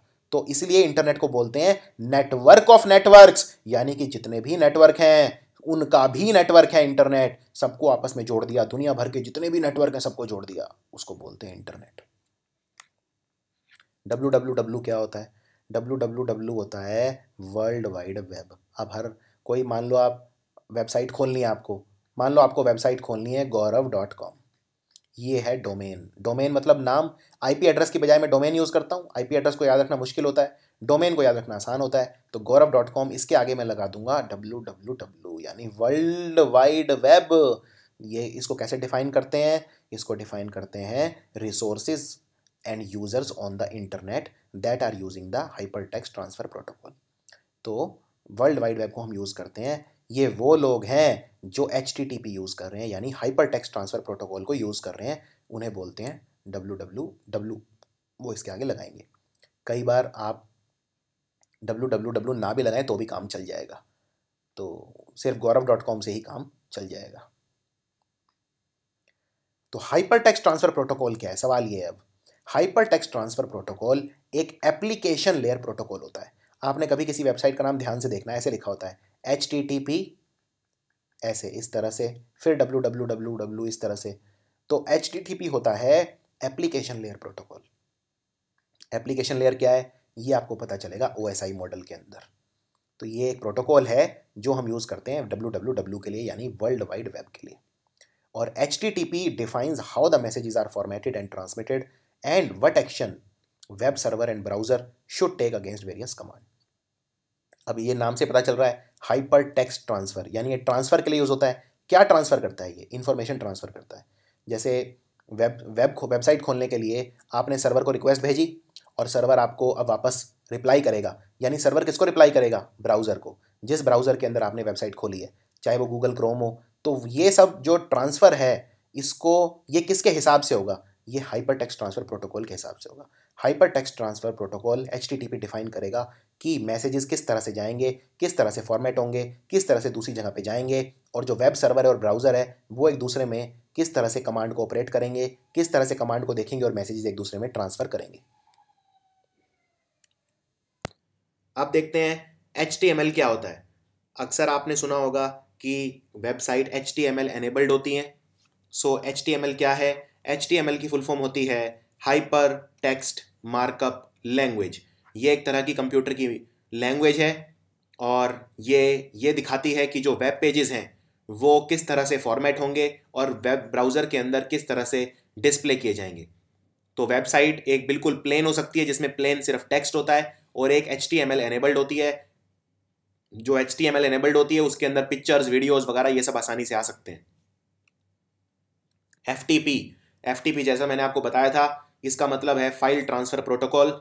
और ये कंप्यूटर में ये जो कंप्यूटर की फाइल हैं वो एक होस्ट से दूसरे होस्ट पे ट्रांसफ़र करने के लिए यूज़ होता है। इसको बोलते हैं फाइल ट्रांसफ़र प्रोटोकॉल, और ये TCP बेस्ड नेटवर्क पर यूज़ होता है। अगला है क्रिप्टोग्राफी। क्रिप्टोग्राफी एक ऐसा तरीका है जिसमें आप डेटा या तो स्टोर करते हैं या भेजते हैं एक जगह से दूसरी जगह किसी पर्टिकुलर फॉर्म के अंदर। यानी कि डेटा इस तरह से आप नहीं भेजेंगे कि कोई भी उसे एक्सेस कर सके या कोई भी उसे पढ़ सके, उसको छुपा कर भेजेंगे। एक तरह से आप उसे किसी ऐसी चीज़ में परिवर्तित कर देंगे कि कोई और उसे समझ ना सके, पढ़ ना सके। यानी पहले डेटा को किया जाता है एनक्रिप्शन। एनक्रिप्शन मतलब किसी ऐसी चीज़ में बदल दिया जाता है जिससे उसको कोई पढ़ ना सके। इसको बोलते हैं साइफर टेक्स्ट। साइफर मतलब किसी चीज़ को ऐसा बना देना कि कोई उसको समझ ना सके, खोल ना सके, पढ़ ना सके। और जब कोई उसे रिसीव करता है डेटा को, तो वो उसे उस बदली हुई चीज़ से वापस उसकी ओरिजिनल फॉर्म में कन्वर्ट कर देता है, जिसे बोलते हैं डिक्रिप्शन। तो एनक्रिप्शन मतलब होता है किसी चीज़ को कोड में कर देना, कोड में बदल देना, और डिक्रिप्शन होता है किसी चीज़ को कोड से वापस चेंज कर देना।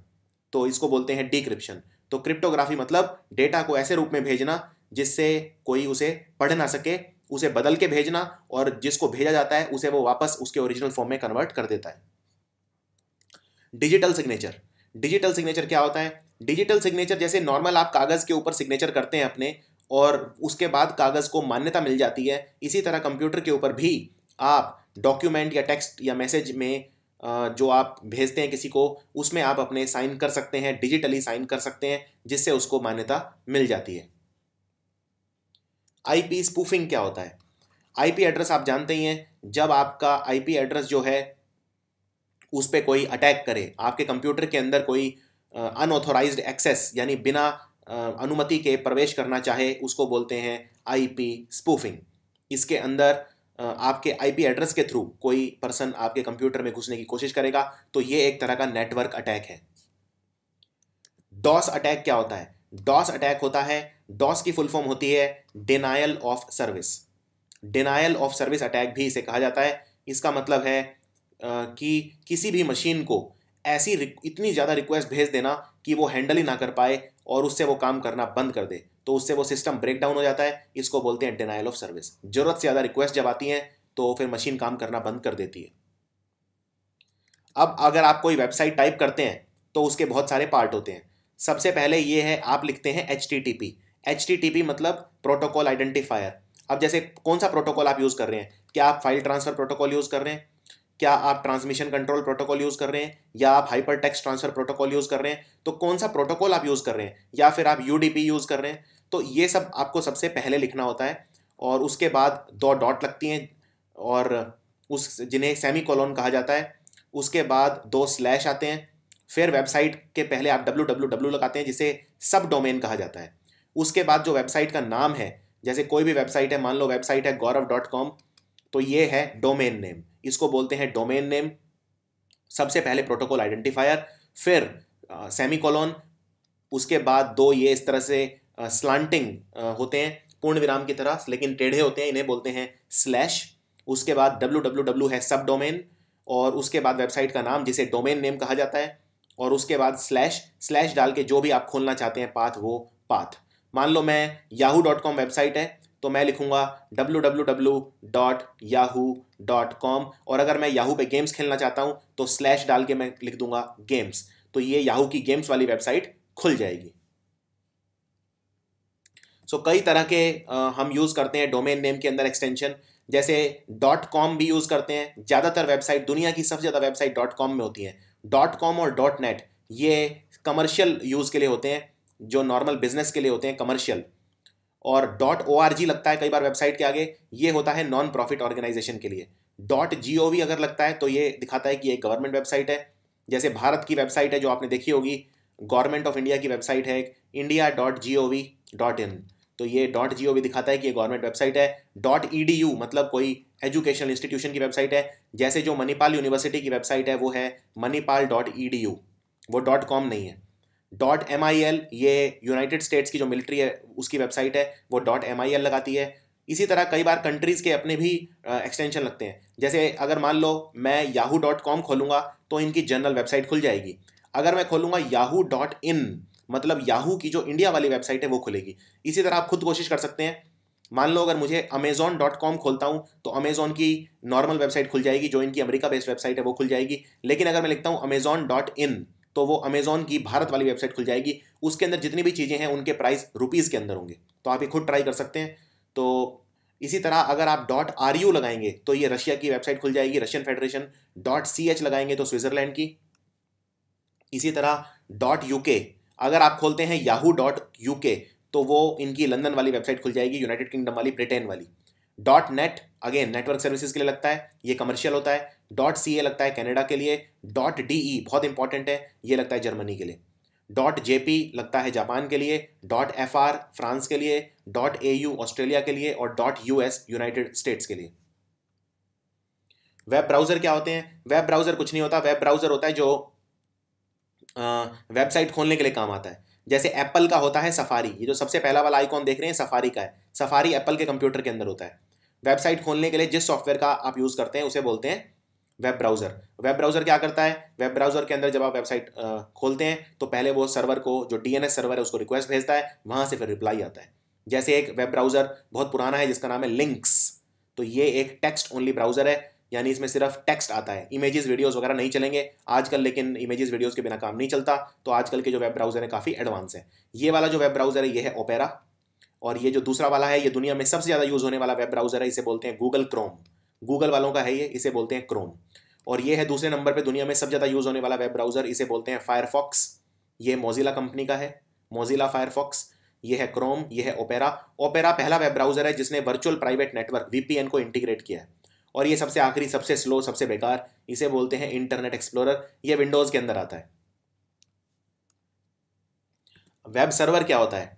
वेब सर्वर एक सॉफ्टवेयर प्रोग्राम होता है जो डॉक्यूमेंट प्रोवाइड करता है ब्राउज़र को। फॉर एग्जांपल, अगर आप लेट से स्टडी आईक्यू की वेबसाइट खोलते हैं, तो स्टडी आईक्यू की वेबसाइट पे आपको जीके के पीडीएफ मिलेंगे। तो ये पीडीएफ जो है ये ब्राउज़र को, यानी कि जो डॉक्यूमेंट है वो कौन प्रोवाइड कर रहा है? वेब सर्वर कर रहा है। तो जो दुनिया में सबसे ज़्यादा यूज़ होने वाला वेब सर्वर है वो अपाचे है। ये आपको याद रखना है, अपाचे दुनिया में सबसे ज़्यादा यूज़ होने वाला वेब सर्वर है। वेब सर्वर एक सॉफ्टवेयर प्रोग्राम होता है जो डॉक्यूमेंट प्रोवाइड करता है ब्राउज़र को। और दुनिया में दूसरा सबसे ज़्यादा यूज़ होने वाला वेब सर्वर है जिसे बोलते हैं IIS। इसका नाम है इंटरनेट इंफॉर्मेशन सर्वर। ये माइक्रोसॉफ्ट का है और ये 21% इसका मार्केट शेयर है। अपाचे का 68% मार्केट शेयर है। तो वेब ब्राउज़र जो होता है वो इनिशिएट करता है रिक्वेस्ट, क्योंकि वेब ब्राउज़र के अंदर ही आप वेबसाइट टाइप करेंगे और फिर ये सर्वर के पास जाता है, ये URL उसे भेजता है और फिर सर्वर उसे रिट्रीव करता है और डॉक्यूमेंट सेंड करता है। तो सर्वर आपकी जो रिक्वेस्ट मान लेता है और फिर डॉक्यूमेंट सेंड करता है। URL क्या होता है? ये जो पूरा का पूरा टाइप करते हैं इसे URL बोलते हैं। जैसे www.yahoo.com/ या जो भी आप टाइप करेंगे एड्रेस, उसे बोलते हैं URL। यानी URL की फुल फॉर्म होती है यूनिफॉर्म रिसोर्स लोकेटर। बहुत ज़्यादा इंपॉर्टेंट है, यूनिफॉर्म रिसोर्स लोकेटर, तो इसे बोलते हैं URL। अब देखते हैं एनालॉग और डिजिटल सिग्नल क्या होते हैं। तो ये आप दो तरह की घड़ियां देख सकते हैं। एक में तो टाइम ऐसे चलता है जो नॉर्मल घड़ी हम पहनते हैं, लेकिन कुछ घड़ियों में टाइम ऐसे भी चलता है, जैसे 10:39। तो ये आपको लिखा हुआ दिखाएगा। तो ये पहले वाला है एनालॉग ट्रांसमिशन और दूसरे वाला है डिजिटल ट्रांसमिशन। तो पहले वाला है एनालॉग, दूसरे वाला है डिजिटल। डिजिटल वाले के अंदर आप बिल्कुल पढ़ सकते हैं कितना लिखा है, लेकिन इसके अंदर इस तरह से सुइयों से आपको टाइम देखना होगा। तो देखते हैं दोनों में फ़र्क क्या है। तो एनालॉग जो सिग्नल होता है वो लगातार होता है, कंटिन्यूस होता है। डिजिटल सिग्नल जो होता है वो डिस्क्रीट होता है। कहने का मतलब क्या है? एनालॉग सिग्नल में जो वेव, जो तरंगे जाती हैं वो ऐसे जाती हैं इस तरह से लगातार, लेकिन जो डिजिटल सिग्नल है उसमें ऐसे जाती हैं, जैसे एक ये गई, फिर ये लगातार नहीं होगा, थोड़े टाइम के बाद फिर ये एक होगा, फिर थोड़े टाइम के बाद ये, यानी कि लगातार नहीं है। आप देख सकते हैं ये वाला इतना गैप आ गया है, यहाँ भी ये गैप आ गया है, तो ये डिस्क्रीट है। एनालॉग सिग्नल लगातार चलता है। एनालॉग सिग्नल के अंदर इनफाइनाइट रेंज ऑफ वैल्यूज होती है, लेकिन डिजिटल सिग्नल के अंदर फाइनाइट रेंज ऑफ वैल्यूज होती है। एनालॉग सिग्नल के अंदर मतलब अनलिमिटेड वैल्यूज होती हैं, लेकिन डिजिटल सिग्नल के अंदर जो वैल्यूज होती हैं उनका नंबर फिक्स होता है। एनालॉग के अंदर एग्जैक्ट वैल्यूज होती हैं, ज़्यादा एग्जैक्ट होती हैं, लेकिन एनालॉग सिग्नल से काम करना थोड़ा सा डिफिकल्ट होता है। डिजिटल सिग्नल के अंदर जो वैल्यूज हैं वो इतनी एग्जैक्ट नहीं होती जितनी एनालॉग में होती हैं, लेकिन इससे काम करना आसान होता है। जैसे मैं आपको एक एग्जांपल देता हूँ। अगर आपके पास एक डिजिटल थर्मोस्टेट है जो कमरे का टेम्परेचर नापता है, तो वो टेम्परेचर नापेगा 72 डिग्री, लेकिन एनालॉग वाला क्योंकि इसके पास वैल्यू ज़्यादा है तो ये बिल्कुल एक्यूरेट दिखाएगा 72.482 डिग्री ऐसे। इसी तरह मान लीजिए आप, अगर आपके पास डिजिटल घड़ी है कोई, तो डिजिटल घड़ी में टाइम आएगा मान लीजिए 13:41, लेकिन एनालॉग में आप देख सकते हैं कि जैसे ये एनालॉग घड़ी है, एनालॉग में आपको सुइयों से देखना पड़ेगा, तो आप देख सकते हैं कि 13:41 तो हो ही गया, साथ में कितने सेकंड भी हो गए, सुई कहाँ पे है दोनों, उस हिसाब से आप देख सकते हैं कितने सेकंड भी गुजर गए। यानी एनालॉग सिग्नल के अंदर वैल्यूज ज़्यादा एक्यूरेट होती हैं। तो एनालॉग सिग्नल कंटिन्यूस होता है और मोर एक्यूरेट होता है, लेकिन एनालॉग के साथ काम करना थोड़ा सा मुश्किल होता है। तो ये है एनालॉग सिग्नल के एग्जांपल। आप देख सकते हैं लगातार है, ये देखिए लगातार चल रहा है। इसी तरह ये स्क्वायर शेप में है लेकिन ये भी लगातार चल रहा है, और ये रैंडम, ये भी लेकिन लगातार है। तो सबसे बड़ा फीचर इसका है लगातार। और दूसरी सबसे बड़ी बात, आप जानते हैं अगर मैं कोई ग्राफ बनाता हूँ ऐसे, तो ऊपर होता है पॉजिटिव, नीचे होता है नेगेटिव। तो आप देख सकते हैं एनालॉग की जो वैल्यू है वो पॉजिटिव में भी होती है और ये नीचे यानी नेगेटिव में भी होती है, लेकिन डिजिटल में ऐसा नहीं है। डिजिटल के अंदर वैल्यू सिर्फ पॉजिटिव ही होगी, जैसे ऐसे। तो ये नीचे नहीं आएगा, नेगेटिव वाले में नहीं आएगा, सिर्फ पॉजिटिव वाली वैल्यू होगी। ये एक और बड़ा फर्क है। तो जो एनालॉग सिग्नल है उसमें जो मैक्सिमम और मिनिमम वैल्यू होती हैं वो पॉजिटिव भी और नेगेटिव दोनों हो सकती हैं। तो एनालॉग सिग्नल जो है वो टाइम वेरिंग सिग्नल हो सकता है, और इसमें साइन वेव भी हो सकती हैं, स्क्वायर वेव। ये वाली है साइन वेव, ये स्क्वायर शेप है तो ये स्क्वायर शेप हो गई। तो ये दोनों कॉमन एनालॉग सिग्नल होते हैं। और ये वाला जो जो डिजिटल सिग्नल होता है वो भी स्क्वायर शेप होता है, लेकिन फिर ये वाला जो स्क्वायर शेप था ये डिजिटल क्यों नहीं था? क्योंकि इसके अंदर नेगेटिव वैल्यूज भी हैं, और जो डिजिटल स्क्वायर शेप वाला सिग्नल होगा उसमें सिर्फ पॉजिटिव वैल्यू होंगी। तो एनालॉग ट्रांसमिशन जो होता है ये कंटिन्यूस होता है और इसके अंदर नेगेटिव वैल्यू हो सकती हैं। लेकिन एनालॉग सिग्नल के साथ दिक्कत ये है कि एनालॉग सिग्नल का जो सिग्नल होता है वो वीक होता चला जाता है, वो उतनी अच्छी क्वालिटी का नहीं होता। ये आपको याद रखना है। तो इसके अंदर एरर आ सकता है।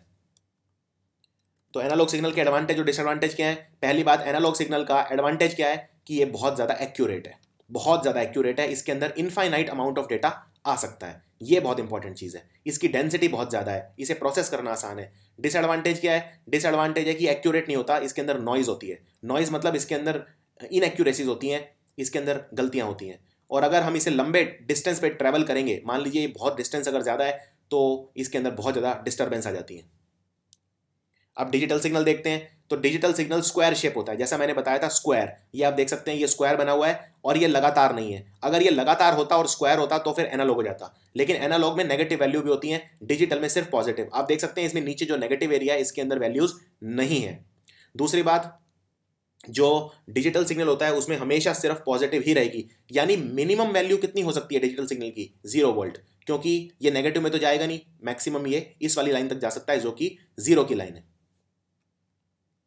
तो डिजिटल जो ट्रांसमिशन होता है इसके अंदर हम रिपीटर यूज करते हैं। रिपीटर क्या होता है? जैसे ही सिग्नल की स्ट्रेंथ कम होती है, रिपीटर उसकी स्ट्रेंथ को बढ़ा देता है, इस वजह से डिजिटल ट्रांसमिशन के अंदर गलतियां कम होती हैं। तो एडवांटेज क्या है और डिसएडवांटेज डिजिटल सिग्नल का? एडवांटेज ये है क्योंकि इसका डिजिटल नेचर है तो डेटा बहुत लंबे डिस्टेंस तक ट्रैवल कर सकता है और उसमें जो गलतियां हैं वो कम होती हैं, डिस्टर्बेंस कम होती है, नॉइज कम होती है। ये सबसे बड़ा एडवांटेज है इसका। और डिसएडवांटेज क्या है? डिसएडवांटेज ये है कि बैंडविड्थ बहुत ज़्यादा चाहिए इसको पहुंचाने के लिए, तो स्पेस बहुत ज़्यादा खाता है, ये बैंडविड्थ बहुत ज़्यादा खाता है, और इसका जो सिस्टम और प्रोसेसिंग है वो ज़्यादा कॉम्प्लेक्स होता है। अब जो सबसे बड़ी प्रॉब्लम है एनालॉग सिग्नल के साथ वो है नॉइज़। नॉइज़ यानी कि इसमें जो अगर आप इसे ट्रांसफ़र करते हैं तो साउंड है वो ख़राब हो जाता है, थोड़ा सा डिस्टर्बेंस आ जाती है, तो ये आपको याद रखना है। और अगर विजुअल है यानी देखने वाला सिग्नल है तो उसमें फिर ब्लरिंग हो जाती है, वो धुंधलापन आ जाता है, तो डिस्टर्बेंस आ जाती है लंबे समय तक जब आप इसे ट्रांसफ़र करते हैं, खासकर तब। तो ये एक सबसे बड़ी प्रॉब्लम है। अब इसमें एक प्रॉब्लम ये है, मान लो सिग्नल वीक हो जाता है, एनालॉग की बात कर रहा हूँ। एनालॉग सिग्नल आप जानते हैं जब लंबे समय तक हम लंबे डिस्टेंस पे हम ट्रैवल करते हैं तो सिग्नल वीक हो जाता है। अगर मान लो सिग्नल मुझे बढ़ाना है तो डिजिटल में तो कोई दिक्कत नहीं है, मैं रिपीटर यूज़ करता हूँ। एनालॉग में प्रॉब्लम ये आ जाती है, एनालॉग में जब मैं सिग्नल में अगर रिपीटर यूज़ करूँगा, अगर उसे मैं एम्पलीफायर उसको सिग्नल को मजबूत करूँगा तो साथ साथ डिस्टर्बेंस भी मजबूत हो जाती है। ये सबसे बड़ी दिक्कत है एनालॉग सिग्नल के साथ। तो ना सिर्फ सिग्नल मजबूत होता है, साथ साथ जो डिस्टर्बेंस है वो भी स्ट्रांग हो जाती है। सो अगर हम सिग्नल, लेकिन एक काम हम कर सकते हैं, अगर एनालॉग को हम डिजिटल में कन्वर्ट कर दें, तो अगर हम सिग्नल को डिजिटल में कन्वर्ट कर दें तो जो डिस्टर्बेंस है वो कम हो जाती है। इसीलिए जब हमें लंबे डिस्टेंसेस तक डेटा ट्रांसफर करना होता है तो हम डिजिटली करते हैं, एनालॉग में नहीं करते हैं। और डिजिटल में कन्वर्ट करने का फायदा क्या है? डिजिटल में कन्वर्ट करने का फायदा यह है कि अगर मैं रिपीटर यूज करूंगा, ध्यान से सुनिए, अगर मैं रिपीटर यूज करूंगा सिग्नल स्ट्रेंथ को बढ़ाने के लिए, तो डिजिटल के अंदर क्या है, सिग्नल स्ट्रेंथ बढ़ जाएगी लेकिन जो डिस्टर्बेंस है वो नहीं बढ़ेगी। लेकिन एनालॉग में क्या है, सिग्नल स्ट्रेंथ भी बढ़ेगी और डिस्टर्बेंस भी बढ़ेगी, दोनों बढ़ेंगे, और मुझे डिस्टर्बेंस नहीं बढ़ानी है। तो इसीलिए हम एनालॉग को डिजिटल में कन्वर्ट करके उसे लंबे डिस्टेंसेस पे ट्रांसफर कर देते हैं। तो ये एक एग्जांपल है, आप इसको इससे समझ सकते हैं। अगर मान लो आपके पास कोई आपने किसी कोई फोटोस्टेट कराया कोई पेज, और वो फोटोकॉपी बहुत गंदी है, तो उसकी जो फोटोकॉपी है वो और भी गंदी होगी। लेकिन अगर आप उसे अपने दिमाग में आपने मान लो आपके पास एक अच्छी कॉपी है उसी की, और आपने उसे अपने दिमाग में रीड कर लिया है, तो आप अगर वो कॉपी गंदी भी है तो आप उसको रिकंस्ट्रक्ट कर सकते हैं, क्योंकि आपको पता है कि उसमें क्या लिखा हुआ है, तो आप उसको ढंग से समझ सकते हैं, जबकि वो धुंधली होगी उसके बाद भी। तो समरी इसकी ये है कि एनालॉग सिग्नल जो होते हैं उनमें नॉइज़ बहुत ज़्यादा होती है, डिस्टर्बेंस होती है, और लेकिन उनमें कॉम्प्लेक्स इक्विपमेंट नहीं चाहिए होता। डिजिटल जो है वो फास्ट बहुत है, बहुत ही लेकिन उसमें डिस्टर्बेंस नहीं होती, और कोई डिस्टर्बेंस भी नहीं होती।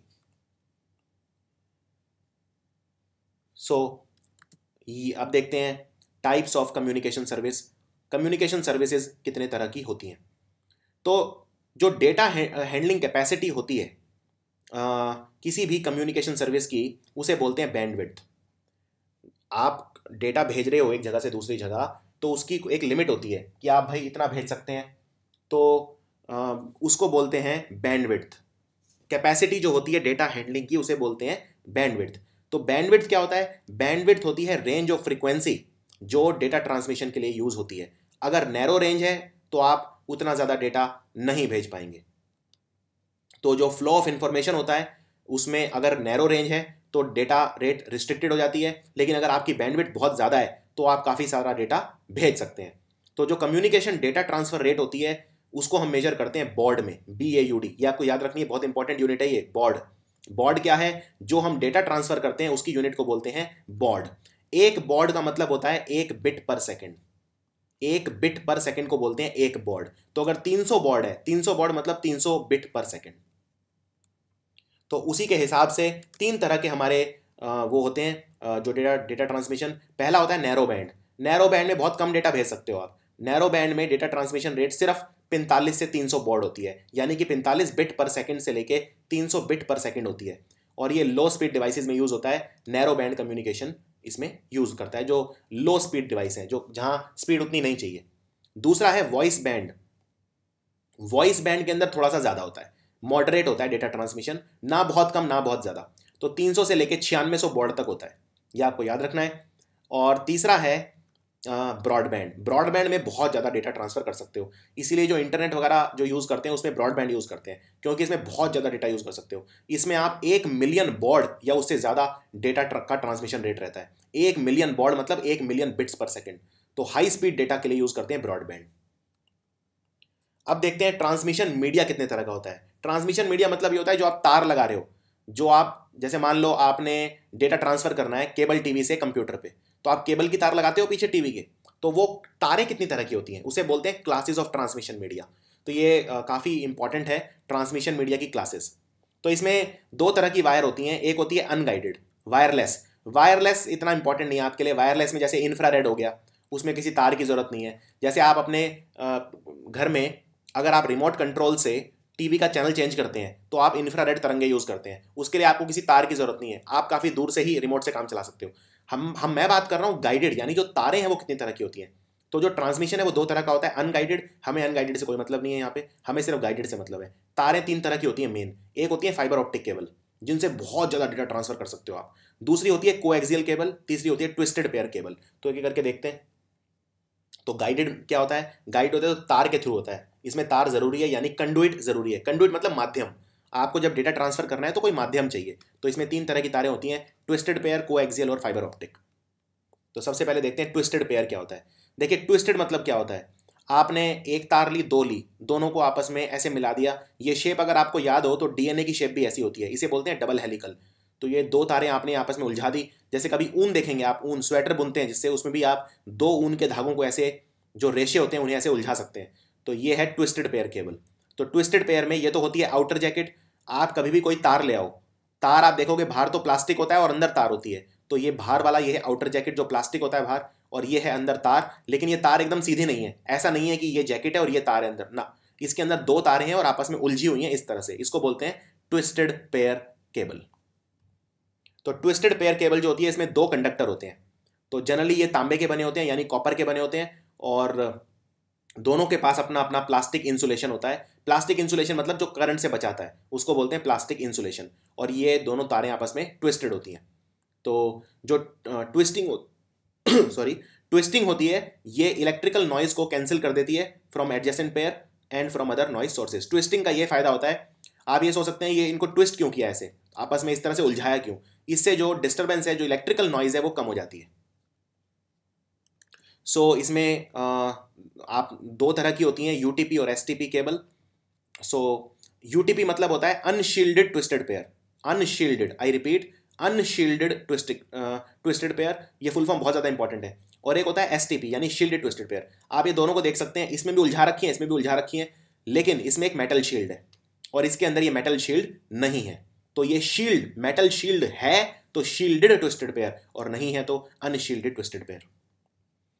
तो जो शील्डेड ट्विस्टेड पेयर केबल होती है उसमें एक मेटल फॉइल भी होता है या ब्रेडेड मैश होता है, और ये एनकेस करता है, कवर करता है इंसुलेटेड कंडक्टर को।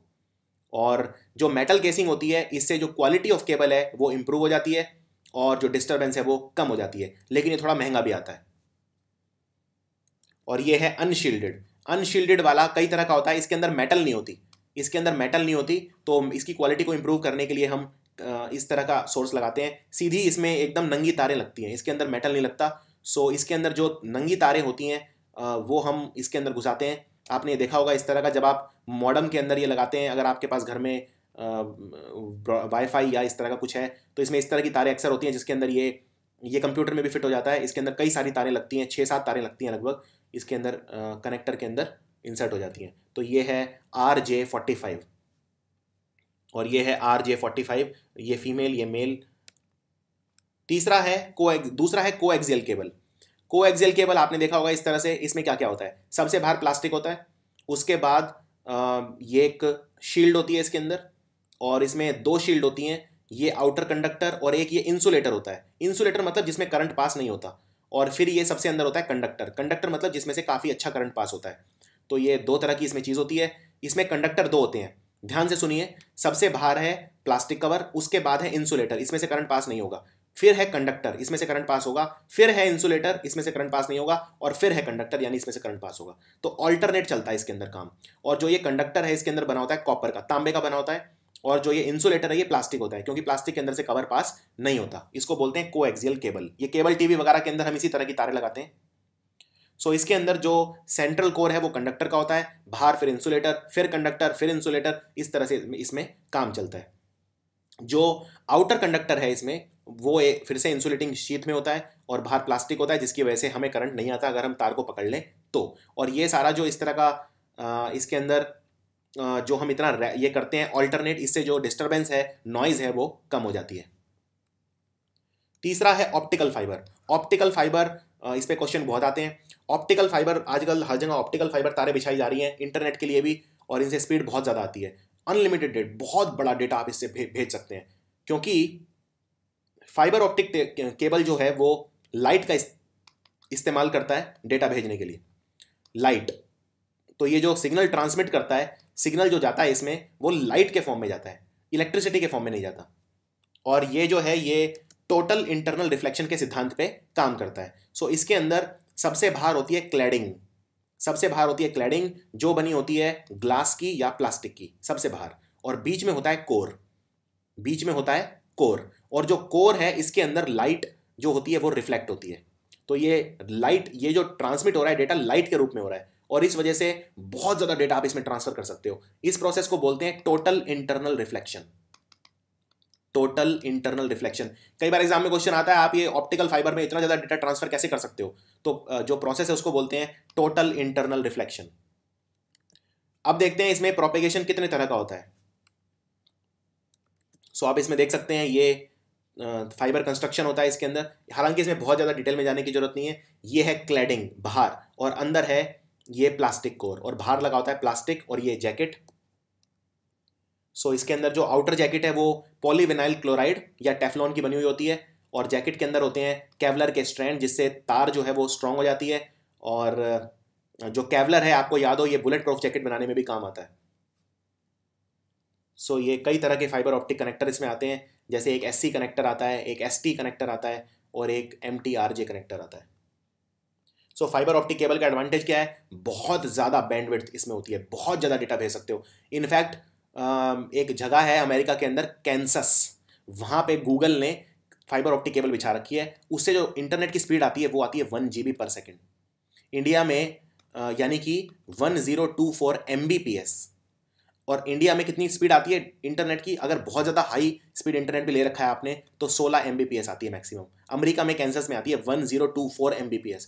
तो आप देख सकते हैं कितने गुना हो गई, कितने गुना हो गई ये, लगभग आप कह सकते हैं कि 70-80 गुना स्पीड आती है अमेरिका के अंदर। क्यों आती है, क्योंकि फाइबर ऑप्टिक केबल बिछा रखे हैं गूगल ने। सो इससे जो डेटा है वो बिगड़ता नहीं है, डेटा कम नहीं होता। अगर एक पॉइंट से दूसरे पॉइंट पे आप डेटा भेज रहे हो तो डिस्टेंस के साथ डेटा की जो क्वालिटी है वो कम नहीं होती, डेटा की स्ट्रेंथ कम नहीं होती है। तो ये इसमें बहुत बड़ा एडवांटेज है इसका, और भारत में भी फाइबर ऑप्टिक केबल बिछाए जा रहे हैं। तो देखते हैं ये इसका रिस्पॉन्स कैसा रहता है। अब देखते हैं OSI मॉडल क्या होता है। OSI की पहले तो फुल फॉर्म बहुत पूछते हैं, इसकी फुल फॉर्म होती है open system interconnection. Open system interconnection, OSI, ये एक बेसिक मॉडल है, और ये दिखाता है कि जो डेटा ट्रांसफ़र है वो कैसे होता है, कम्युनिकेशन कैसे होता है। थोड़ा सा टेक्निकल है ये, लेकिन इसमें कोई बहुत ज़्यादा आपके लेवल पे बहुत ज़्यादा कुछ नहीं है। इसके अंदर 7 लेयर होते हैं, इसमें याद रखना। OSI मॉडल में एक MCQ ये है कि फुल फॉर्म क्या होती है, दूसरा MCQ पूछते हैं कितने लेयर होते हैं, 7 लेयर होते हैं। 7 लेयर के नाम क्या है तो वो मैं आपको डायग्राम में दिखाऊंगा। इसको बोलते हैं OSI 7 लेयर मॉडल। ये है वैसे 7 लेयर। एप्लीकेशन, ये ऊपर से नीचे तक, ये आपको इस तरह से याद रखना है, सबसे ऊपर लेयर कौन सा होता है और सबसे नीचे कौन सा होता है। तो सबसे ऊपर होता है एप्लीकेशन, फिर presentation, session, transport, network, data link और फिजिकल लेयर। ये एक डायग्राम काफ़ी है आपके लिए। तो ये सबसे ऊपर है एप्लीकेशन, दूसरा प्रेजेंटेशन, तीसरा सेशन, चौथा ट्रांसपोर्ट। तो ये है पहला नेटवर्क और ये है दूसरा नेटवर्क। एक नेटवर्क से दूसरे नेटवर्क पे डेटा ट्रांसफर कैसे होता है? डेटा ट्रांसफर होता है सिर्फ नीचे की 3 चीज़ों में, यानी सिर्फ नीचे के 3 ट्रांसफर होते हैं, यानी network to network, data link और फिजिकल। इसके अलावा कुछ भी ट्रांसफर नहीं होता है। तो ऊपर के 4 नहीं होते हैं ट्रांसफर, सिर्फ नीचे के 3 का काम आता है। इसे बोलते हैं OSI मॉडल। तो जो नेटवर्क वाला है, इसमें सोर्स से डेस्टिनेशन, यानी 2 नेटवर्क को कौन कनेक्ट करता है? ये पहला नेटवर्क है और ये दूसरा नेटवर्क है। 2 नेटवर्क को कनेक्ट करता है राउटर। अब समझ में आया? मैंने आपको बताया था राउटर किस चीज को कनेक्ट करता है? 2 नेटवर्क्स को, 2 डिसिमिलर नेटवर्क को। ये पहला नेटवर्क है, ये दूसरा नेटवर्क है। कौन कनेक्ट करेगा इसे? राउटर। और डेटा लिंक, डेटा लिंक को कौन कनेक्ट करता है? स्विच। और जो फिजिकल मीडियम है उसमें होता है हब और रिपीटर। रिपीटर क्यों होता है? जो सिग्नल है वो स्ट्रेंथ उसकी कम हो जाती है तो हम रिपीटर लगा देते हैं। तो ये हैं इनके लेयर। तो ये ऊपर के जो 3 हैं ये हैं डेटा के, एप्लीकेशन, प्रेजेंटेशन और सेशन। और फिर हैं सेगमेंट और पैकेट के लिए ट्रांसपोर्ट और नेटवर्क। और फिर हैं फ्रेम्स और बिट्स जो ट्रांसफर होते हैं, वो फिजिकल लेयर। और उससे ऊपर है डेटा लिंक। अब 2 तरह के मॉडल हैं, एक तो OSI लेयर होता है और एक TCP/IP। तो इन दोनों में क्या फ़र्क है? तो ये आपको याद रखना है कि OSI और TCP/IP में क्या फ़र्क होता है। तो इनमें अलग अलग चीज़ें हैं, जैसे एप्लीकेशन दोनों में हैं, presentation, session, transport, network, data link और फिर फिजिकल। और इसमें अलग अलग चीज़ें हैं। जैसे एप्लीकेशन का काम क्या होता है? जिसे नेटवर्क रिसोर्स में आप एक्सेस अलाउ कर सकें, यानी उसमें आप एंटर कर सकें, उसको आप एक्सेस कर सकें, उसमें आप घुस सकें किसी नेटवर्क के अंदर। प्रेजेंटेशन वाले का काम क्या होता है? इसमें जो भी डेटा है उसे ट्रांसलेट करना या उसे एनक्रिप्ट करना, यानी उसे कोडिफाई करना, उसको कोड में कन्वर्ट करना जिससे कोई पढ़ ना सके, और उसे कंप्रेस करना। सेशन का काम क्या होता है? जो सेशन है, जो डेटा ट्रांसमिशन का सेशन है, उसे एस्टेब्लिश, मैनेज और टर्मिनेट करना। और बाकी चारों का काम है, जैसे ट्रांसपोर्ट का काम है इसे जो reliable process to process message delivery करना, यानी बेसिकली ट्रांसमिट करना। नेटवर्क का काम क्या है? नेटवर्क का काम आप जानते ही हैं, पैकेट जो है वो सोर्स से डेस्टिनेशन तक पहुंचाना, यानी जहां से डेटा आ रहा है वहां से उसे डेस्टिनेशन तक पहुंचाना। डेटा लिंक का काम क्या है? जो डेटा है उसे जो बिट्स हैं उनको फ्रेम में कन्वर्ट करना और हॉप टू हॉप डिलीवरी करना। तो होप मतलब होता है कूदना, तो एक तरह से डेटा इसमें कूदता है। और जो फिजिकल है, फिजिकल का काम क्या है? डेटा को to transmit bits over a medium, एक मीडियम के थ्रू इसमें डेटा को ट्रांसमिट कर देना, जैसे तारों के थ्रू। तो इसमें कोएक्सियल, फाइबर, ये सब इसी के अंदर आते हैं, फिजिकल के अंदर। तो फिजिकल लेयर का काम क्या है? फिजिकल लेयर का काम है, आप देख सकते हैं यहाँ पे फिजिकल लेयर। तो इसमें ये 2 नेटवर्क हैं और बीच में है ट्रांसमिशन मीडियम। तो डेटा लिंक लेयर से दूसरे डेटा लिंक लेयर में फिजिकल लेयर होता है। सो फिजिकल लेयर का जो मुख्य काम है वो है डेटा को मूव करना इलेक्ट्रोमैग्नेटिक सिग्नल के रूप में अक्रॉस अ ट्रांसमिशन मीडियम। तो ये जो ट्रांसमिशन मीडियम है जिससे डेटा एक जगह से दूसरी जगह जा रहा है, इसे लेके कौन जा रहा है? इसे ट्रांसफर कौन कर रहा है? Physical layer. तो फिजिकल लेयर जो है ये रेस्पॉन्सिबल होता है जो बिट्स हैं उन्हें ट्रांसफर करने के लिए एक नोड से दूसरे नोड तक। अगला होता है data link layer. Data link layer host to host. Data link layer क्या करता है? डेटा लिंक लेयर का काम है जो फ्रेम है उन्हें मूव करना एक नोड से दूसरे नोड तक, ये काम है डेटा लिंक लेयर का। ये फिजिकल लेयर के बिल्कुल ऊपर होता है। तीसरा है नेटवर्क लेयर। सो ये सब आप देख सकते हैं, नेटवर्क लेयर। सो तीसरा है network layer. Network layer source से डेस्टिनेशन तक जो नेटवर्क है उसको एस्टेब्लिश करता है, जो पैकेट ऑफ इंफॉर्मेशन है उसे सेंड करता है, डिलीवरी करवाता है उसकी। So network layer is responsible for the delivery of individual packets from the source host to the destination host. अगला है ट्रांसपोर्ट लेयर। ट्रांसपोर्ट लेयर होता है प्रोसेस टू प्रोसेस। तो ये सब चीज़ें आपको याद रखनी है, जैसे प्रोसेस टू प्रोसेस या हॉप टू हॉप, ये सब लेयर एमसीक्यूज में पूछ सकते हैं। तो transport layer is responsible for delivery of a message from one process to another. एक प्रोसेस से दूसरे प्रोसेस पे जो मैसेज की डिलीवरी है वो ट्रांसपोर्ट लेयर करता है। सेशन लेयर क्या करता है? सेशन लेयर डायलॉग इनिशिएशन करता है। So it is responsible for dialogue control and synchronisation. Presentation layer dependency, it is responsible for translation, compression and encryption. ये करता है ट्रांसलेट, डेटा को कंप्रेस और एनक्रिप्ट। और एप्लीकेशन लेयर जो सर्विसेज हैं वो प्रोवाइड करता है यूज़र को, यूज़र लेवल सर्विसेज। सो इस एक डायग्राम से आप सब कुछ कंप्लीट कर सकते हैं। तो OSI मॉडल के अंदर ये 7 लेयर होते हैं और TCP/IP के अंदर सिर्फ 4 लेयर होते हैं। TCP/IP मॉडल में ट्रांसफर कंट्रोल प्रोटोकॉल और IP इंटरनेट प्रोटोकॉल में 2 मॉडल होते हैं मेनली। OSI में 7 लेयर हैं और जो TCP/IP है इसमें 4 लेयर होते हैं। ऊपर के जो 3 हैं इन्हें बोलते हैं एप्लीकेशन। इसके अंदर प्रेजेंटेशन और सेशन नहीं होता है और ट्रांसपोर्ट दोनों में कॉमन है, इंटरनेट दोनों में कॉमन है। और नीचे के जो 2 हैं डेटा लिंक और फिजिकल, इसके लिए इन्हें नेटवर्क इंटरफेस बोलते हैं TCP/IP में। तो जो एप्लीकेशन है उसमें आता है HTTP यानी hyper text transfer protocol, DNS, RIP और SMTP। ट्रांसपोर्ट के अंदर आता है TCP और UDP। मैंने आपको बताया था TCP है वो रिलायबल होता है लेकिन फास्ट नहीं होता। UDP जो होता है वो अनरिलायबल होता है और फास्ट होता है। इंटरनेट वाला जो इसमें है, जो इसमें नेटवर्क होता है इसमें इंटरनेट होता है TCP/IP में। सो इसमें 2 तरह के प्रोटोकॉल होते हैं, IPv4 और V6। ये मैं डिटेल में आपको बता चुका हूँ। इंटरनेट प्रोटोकॉल वर्जन 4 और वर्जन 6। और फिर आता है नेटवर्क इंटरफेस जिसमें ईथरनेट, वायरलेस, फ्रेम रिले और ATM। तो ये 4 चीज़ें इसके अंदर हैं। सो ये था complete network communication, internet, everything. I hope आपको ये समझ में आया होगा। मैंने पूरा प्रयास किया है कि जो समझाने की भाषा है वो सरल हो और इस तरह से कि जो इसमें इस बैकग्राउंड के नहीं है उनको भी समझ में आए। आपको कोई भी डाउट है तो आप मुझसे ईमेल के थ्रू पूछ सकते हैं। आपको वीडियो कैसा लगा ये भी मुझे ज़रूर बताना। थैंक यू फॉर वॉचिंग और आई होप कि आपके कंप्यूटर में काफ़ी अच्छे नंबर हैं।